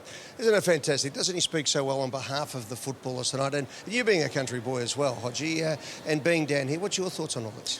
Oh, it's pretty much what he said, what everyone said. Anything they can do as footballers or former footballers, these boys come in to put a game on just to try and put a bit of money back into the country, but also put a bit of a smile. You could see everyone out there. They had 51,000 here at Marvel, which is a fantastic turn-up just to see the best in the AFL play against each other for a really good cause. Good on you, Hodgie. Let's go to Mallacoota. The 2 cats are up there, Mooney and Ling. Let's catch up with them now. It's been a great night, Ed. We've had a lot of fun, Moons. Obviously, there's a very serious message behind everything we're doing tonight, but it has been a terrific night. Oh, they've all been very wild back here. Look at the girls back here, they're crazy. But look, the message is we want to get people out to these country towns, Lingy, as much as possible. We know the money raised is going to help a lot with the sporting clubs and all that type of thing. But get people back here holidaying. We want people to holiday back in our country, back in these communities, to really bring the revenue back in here. Well, you mentioned it, a short stay goes a long way, and the sporting teams too. I know the closest footy club from here is the Eden Whalers. That's an hour away, but so many of the kids here from Mallacoota travel up there to play their footy. All of the sporting teams, sporting organisations, they're going to get a lot of this money that's been raised tonight. So it's terrific that everybody's dug deep for some pretty wonderful... Look, we hope so, because I think we all know that sporting clubs, footy clubs, netball clubs, cricket clubs, they're the heart and soul of towns. So we want to get that money back in here, get those clubs up and going again. But more importantly, Lingy, because we've had such a great night here. We've had fun. We've had a very good. Haven't we had some fun? Oh boy, we've had some fun. But more importantly, I want to get the great man back in here, Lou, who owns this magnificent establishment. Lou, we just want to thank you from the bottom of our heart. We've been very privileged and proud to be out here to enjoy this amazing night with you guys. Thank you so much for having us. Really good to have you, both of you, and thanks for bringing that shirt. Do I look like Johnny Cash? You look like something out of Vegas, mate. at least Lingy brought a flannel that looks more country, mate. One of us. Back to you, Ed, I think. Is that what I'm supposed to say? That's what you're supposed to say. Back to you, Ed. Good on you, boys. I think they're enjoying themselves in Mallacoota. Things are on the up, which is great news. Stephen Hocking, the head of footy at the AFL, is with us. Steve, tonight has just been an absolute belter. It has, Eddie. Yeah, fantastic. Just a wonderful night. All the fans highly engaged. The players really enjoyed themselves, and yeah, just an absolutely great cause. Yeah. As you hear the cheering in there, I think the round of applause around. What you expected from the players? Because everyone was sort of saying, "What's expected? Are they going to take it easy? Is it going to be full on?" What did you expect from the AFL? Look, just because of the the calibre of the player, you absolutely know that they're going to compete 100% of the time. And they did that tonight, but at the same time they took care of one another. We got through, no injuries. No injuries, so all the clubs are happy as well. Were you a bit concerned with Maury when he ran off? I nearly ran down with an ice pack myself. Yeah, definitely. No, it was really good. I just thought it was played the right spirit. Something to talk about, State of Origin football in the future. There's a little bit to have a chat about, isn't there? There is, Eddie, definitely. Great stuff. All right, let's go back to the Victorian rooms now.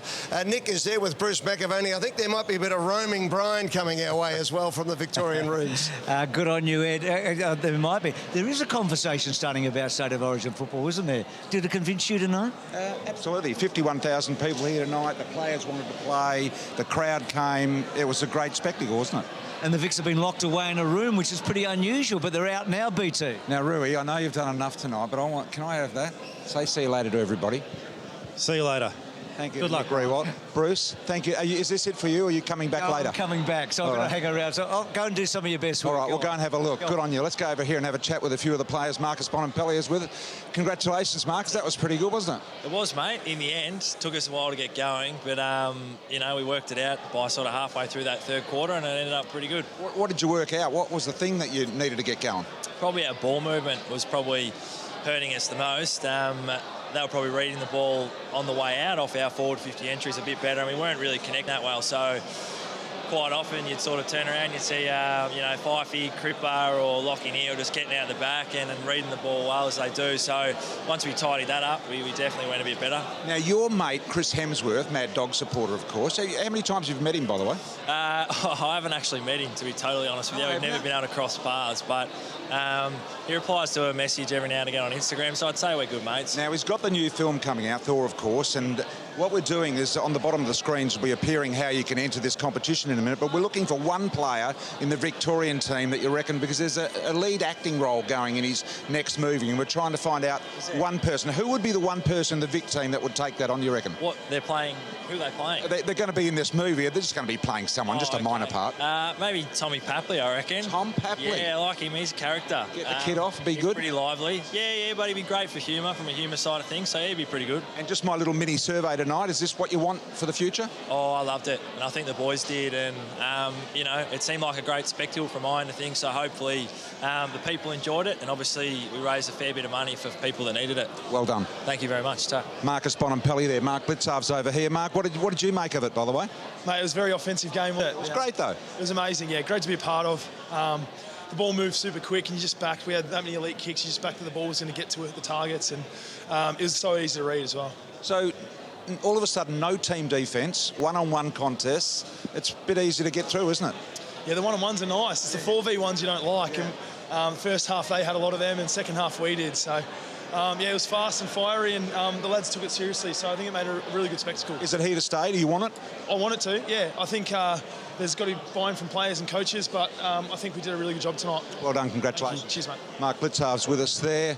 Robert Harvey, one of the coaches over there. What did the coach have to say after the game to the players in the room? Well, you would have heard the laughter. He doesn't take too much seriously, but he's pretty happy. The boys were really good, and he's always happy to win. He was getting a bit grumpy there when they were 5 goals down, so it was good to win. What state of origin footy mean to you? Well, you've played. Yeah, no, I've played a lot of games in the past, and just talking to the players now, they actually are beaming about the actual effect it's had on them. So.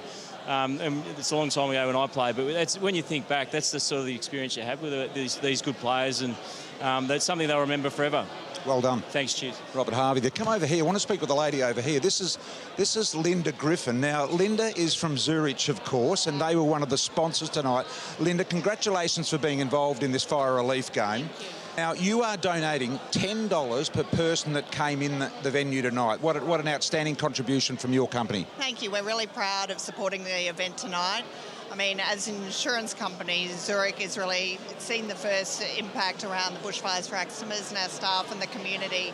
So we're very proud to say that the $10 raised $510,250. So that is from the Z Zurich Foundation and Zurich to the Bushfire Relief Fund, and what a wonderful night it has been. Congratulations. That is an absolutely outstanding contribution. We, the footy community, appreciate your effort. Excellent. Thanks, BT. Zurich, great partners of tonight's game. Indeed, they were absolutely fantastic. By the way, no injuries out of tonight's game that I know of. Jade Gresham is over here, the little man. Here he is. Jade, how are you going? What's the former skipper talking to you about? How did you enjoy it? Yeah, it was obviously a massive honour to put on a big V tonight for a good cause. And it was good to get the win. Now the jumpers are all going to be on, of course, but surely there's a spare one somewhere for each of the players. Yeah, I think we get to keep one, which will be pretty cool. So hopefully frame it and put it up on the wall. Would be nice. Well done, congratulations. Thanks, mate. Cheers. Goldie's over the back here. Dylan Buckley, no, Dylan, come in. We want both of you. All right. Dylan, former Blues course, played up there. What are you doing, Dylan? Mate, I'm working down here with the boys, trying to take over your job. What are you going to ask the big fella? I want to hear your first question. Go. I've just heard that he's a bit flat at the moment because Josh Kelly, number 22, he's number 22. He's taken Josh's number and Josh has not been happy at all. Seniority. Yeah, look, I think Josh realised the moment and thought, no, I'll give it up. I didn't even put it down as a request, so I was pretty happy. I'm going to go. My survey, though, you want this to continue? State of origin. Yeah, I'd love it to if we could make it. This is a good time of year for it, so it was a good moment and we raised a lot of money, which is good. Well done. Go at it, Dylan. Good on you, mate. There's Giuseppe Mamone, the property steward for Victoria. Have a look at this. Stay there. Here he is. Look at it. Who's this? This is my little fella, Lachlan. Right, and jumpers, they got a couple each or not? Yeah, they got 2 jumpers, one for them to keep and one's going to be auctioned off for the charity. Thank you very much, Giuseppe. Victorian property steward. You are going places, mate. There's no doubt about you at all. Let's go and see what we can find over here. Andrew Gaff is here. Paddy Dangerfield is over here with K-Rock. Andrew is there. We might just have a listen to Paddy as he speaks here. We'll just have a listen in. But I think the players, that impressed me, Andrew Gaff, I love watching play and playing with him. He's such a smooth mover. And as Brian Taylor saddles up next to me, Brian, a bit of space here, please. Just can we talk about the stance tonight? You and the national anthem. Here's the vision. Have a look at it. I know that we're on radio as well, but we're looking at the vision of you and the power stance. Look at you. What are you doing? I was getting psyched for the game. Look at you. Look at Cochin and Blitzarves. I was thinking of Wayne Harms. I'm like, what would Harmsy do? Paddy Dangerfield with the power stance. Well done. Sorry to interrupt you there. Very nicely done, guys. Stefan Martin here. Marcus Bonampelli there. I think we've spoken to a few of those. We'll see if we can find someone else around here at the moment. Now I can see Daisy Pearce over here. I think she's got an injury update on what's going on. Hey, Daisy, Hutto, stay with us. Did you go and speak to the Richmond doctor? Injury update? A scratched ear was the extent of the injury report, so that's a good night. Good for the concept maybe continuing in the future. Darcy Moore okay? Yeah, wasn't on Greg Hickey's injury report, so he must be. You sure? He was probably lying to me. Hutto, out of 10, what did you give it tonight? I thought an 8. It was everything we could have expected it to be. The question now is, do we see it again, I suppose? And just a chance to work with you, Brian. I just hope we get it back again. I'm a bit flat we haven't heard the Victorian song, so if anyone can get it going, Brian, it's you as you roam around. Try and get something happening. No one knows it. Look at this. Bruce McAvaney talk. No, we're not talk. We're just going to admire both of you talking. Look at this. This is a rare thing. Bruce McAvaney talking. Tom Lynch here. As we just go around and have a look at this, it's absolutely fantastic. Tom and Bruce talking. What are you asking, Bruce? Never you mind, BT. We go back a long way. Tom, just one question. You want this to continue? Yeah, absolutely. I think I was just speaking to the boys then. We all had great fun, and obviously it's great. We hopefully raise a lot of money, and it really benefits the charity, the Bushfires. But yeah, personally, I loved it. I thought it was great. Well done. Let's see you, Bruce. Special Bruce. Nick Haynes over here. This does look like that. Is it that or not? Yeah, Old Man Haynes. Old Man Haynes. What's your proper name, Old Man Haynes? Arthur. What did you think tonight? Do you like the concept? Good win by the boys today, and a really, it's a really good skill level game tonight, I reckon. Took a specky, didn't he? Did well. Saw him coming a mile out too. He was. You want this to continue? No. Yeah, of course. Of course, the boys love it, and let's bring it back because it was good fun, and the fans love it, and the players love it. Well done. Thanks, mate. Nick Haynes there. All right, let's. What we're going to do now is I think we're going to go down to the maybe the other rooms. Tommy Papley. Tommy, was it 4 or 5 tonight, Tommy? It was 4 or 5, I think it was. 5. 5 goals to Tommy Papley. Very good. Play on him, though. Yeah, he was all right. He got a few kicks, a few marks. It's a bit of banter out there. It's good. 5 goals, Tommy. Yeah, what do you reckon? Gee, that's good on debut, mate. That's all right. It's all right. You must be delighted. Yeah, a few aggressive halfbacks. It's nice. Don't have to chase them, just get it back. Well done. By the way, do you like the concept? Yeah, absolutely love it. Next year. Tom Papley there. Sean Higgins over there, as you can see. We won't go and speak to Sean. Sean Higgins over there having a chat with Anthony Hudson. You can see, look at Gilbert McAdam in the background. Look at all the big knobs over here. Luke Hodge, Gilbert McAdam, Nick Rewalt, Kath's in amongst them as well. Hutto there, Daisy Pearce, they're all there. They're all there. All right, we're going down to the other rooms now. We're going to pick up an umpire on the way as well. So follow me. We might go down in this particular direction. Just one thing. I think there's anyone coaches left in here? No. You can have a look. There's no one left, but this is called... It's an empty room. Dimmer, not here. So we'll go down this way. Follow me. Danger. So come this way. Chrissy Johnson, what do you think of the whole concept? Very good. Should bring it back. It's great. Should be here forever, shouldn't it? Yeah, every 2 years maybe. Chris Johnson joining us there. That's fantastic. We're down this way. Benny Roberts. Nathan Williamson. How you going, mate? Come this way with me. You're, of course, one of the great umpires tonight. What did you think of the concept? Oh, fantastic, and extremely we all feel really honoured to be a part of it, to be honest. It doesn't come around that often, and to get the call up to umpire tonight for a magnificent cause was real feather in our cap. What's it like umpiring a highly skilled game like that? Very fast, a lot of bouncing because there was 40-odd goals. But yeah, I mean, the players played really attacking, and the scoreline says it all, really. No Brownlow votes given tonight, but who would you have voted for? Well, I knew that we weren't giving them, so I didn't really watch out, but yeah. We're out early tonight because we don't have to do the Brownlow. You looked in form tonight anyway, didn't you? Who was the best of the umpies tonight? Matty Nichols. He's one of the more experienced guys, and always delivers. So Matty Nichols gets my 3 for the umps. Very good. Well done, Nathan. This must be a highlight of your career, surely. Absolutely, yeah. So 69 AFL games and 1 state game now, which is awesome. So yeah, it's brilliant. Just tell me, am I heading in the right direction for the other rooms here? Yep, so you can drop me back at my rooms down the road, and then you keep going straight. You live just up here. Yep. What was the important thing for the umpires? I mean, you guys are looking to get some form out of this game as well, aren't you? Yeah, absolutely. It's obviously high intense game. We need game minutes in our belt, but we sort of just wanted to let the players shine, and it's their night. So Nath, you're walking too slow, mate. I've got to go. There they are, in there. Come on, let's go. Let's go down here. Going to have a look in these other rooms here and see who is here. Yes, we're still coming. He's nearly falling over, the cameraman. Here we come now into the other rooms here. So we just come down here. Well, this looks like it's a pretty happy room. So I can see Jack Rewalt there. I can see him. We'll grab him. Just have a look at the food as we come past. Have a look at this. Pizza, whichever way you like it. Whichever way you want it, pizza and some roast beef rolls. As we go over here to Jack. Excuse me, Jack. What's going on? No, nothing, BT. What? You rocked up in a... I think, did you rock up in a Tassie jumper tonight? I did. Yeah, Was that a protest or... Well, in what way? What are you sort of leaning towards? Well, that should be state versus state rather than All-Star. No, it's state of origin, and I'm a very, very proud Tasmanian. I actually just came across the jumper because I was looking for an old Richmond jumper and then saw it in there, and it's from 2004, maybe 2004. So I thought, why not? We did a quick survey in the other room about whether the players want it. Is it a yes or no for you? It's definitely a yes for me. I mean, obviously with the bushfire tragedy, the game was sort of evolved around that, but I don't see a concept that can't go forward that maybe we can just pick a charity every year and do it for that reason. I mean, I would obviously love to play for Tasmania at some stage, but the All-Stars is fantastic, and just the relationships we've made. You've only got to look in this room here to see people chatting from all different clubs, and they put their colours down for the weekend to come out and play for a great cause. He's a talking machine, Jack Rewalt. Thank you, Jack. Thanks, VT. Good on you, mate. Thank you very much. Now, speaking of talking machines, Zach Tui over here, Michael Walters. Might grab both of these guys. Jack, what are you doing here, Zach? Jack. Sorry, Zach.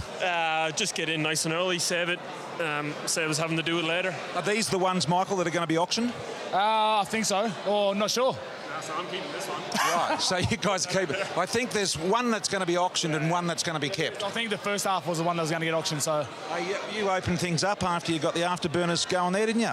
Oh, I tried to. But I don't know where the scoreboard went in the last quarter, but... How special was that for you tonight?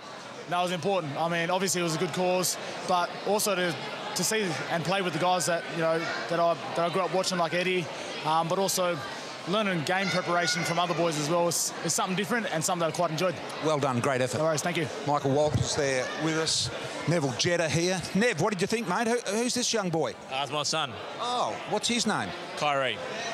Kyrie. Met him before. Yeah, Years ago, right? Kyrie. How old are you? 5. Wow. Kyrie, and what's your name? Milani. And how old are you? 8. And is this Dad? Yeah. What did you think of his performance tonight? Good. It was pretty good. What did you... Hearing nothing loud? Yeah. What do you think, Nev? Do you like the concept?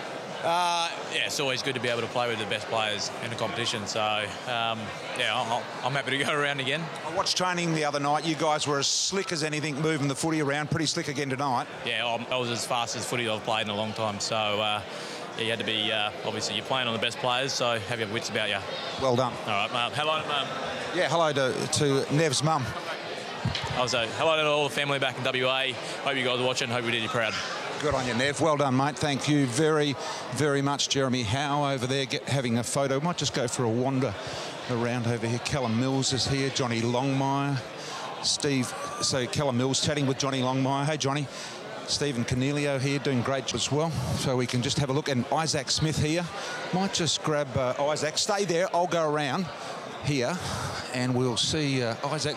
What's going on, Isaac? Kicked a long goal tonight. A long one, wasn't it? Oh, it was all right. How long was it? It was 55. Was it? It was pretty impressive. It didn't help us in the end, though. No, but you looked good early, you guys. Yeah, it was nice. We probably just, if we kicked straight, we would have done a bit of damage, but Vic's just overrun us. Vote of confidence for the concept? Yeah, loved it. It was awesome. Good on you, mate. Well done. Thanks, Brian.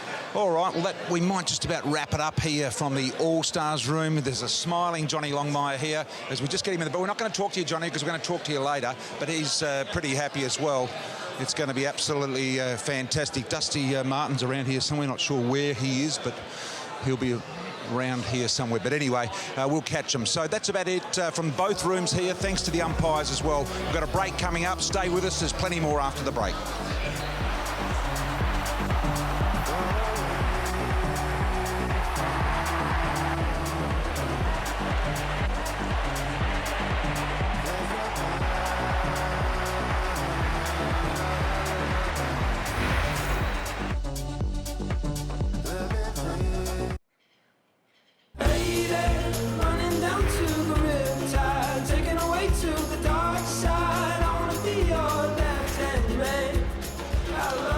Stats from tonight, the biggest crowd in 7 years at Marvel Stadium, 39 goals. But I think for a lot of people tonight, whether they be volunteers or have come from those ravaged areas of Victoria and around Australia, they've had the night of their life. I've always been the mascot. I really feel like the mascot right now. Have a look at this great group of commentators and footballers. It's fantastic, Bruce. And, you know, down in the rooms, talking to some of the players down in the All-Stars, OK, they got beaten in the last quarter, but they were all saying, how good is this? We really want to have a go. Everyone's got their different theories. Should it be Victoria versus South Australia, WA versus the All-Stars, then swing it around, WA versus Victoria, All-Stars? Stars in South Australia, and there's real groundswell building up for the return at this time of the year for State of Origin footy. I think we all agree. The conversation started. Let it flow on. You'll have a lot to do with it. Bruce, I love it. There's no doubt about it. And so does everybody here. Brownie, as a former Victorian captain, how'd you feel tonight, big man? Well, it's great to finally get some cheers for the interstate boys. Toby Green, he came as public enemy number one. He ended the night as a crowd favourite. And Brian, we love Victorians. We love state footy. And Brian Taylor is a famous Western Australian who played for Victoria. How'd you feel it all went? It went fantastically, Ed. All the players no doubt want this again. It was Brownie's stirring speech to one of the particular players there that, because I think they'd forgotten that it meant something. And Brownie was right, weren't you? State pride. It was good fun. I think we do it again. 50,000 people. How good was that? Would you do it again straight away, or would you wait a couple of years? No, I think we wait. I think players should be provided the opportunity to maybe have a couple of times throughout their career. So every 3 or 4 years, I reckon it's about. Every 3 years was the way they did it early last century. The boys are out here saying they'd rather play here tonight than be playing in a scratch match up the country tomorrow. So you may as well get the best in the business, Bruce. And I reckon there might be a quid in it as well, somewhere along the line, Can Bruce. I help you with this? You can, Bruce. The last time you and I worked together, unfortunately, was the 25 years ago at E.J. Witten's funeral. And it was a solemn but a great celebration of a wonderful man. And if I could just be so bold to say tonight, Bruce, as we hold up the cup, as Ted would say, the Vicks are back in town. Good night. Good night, everyone.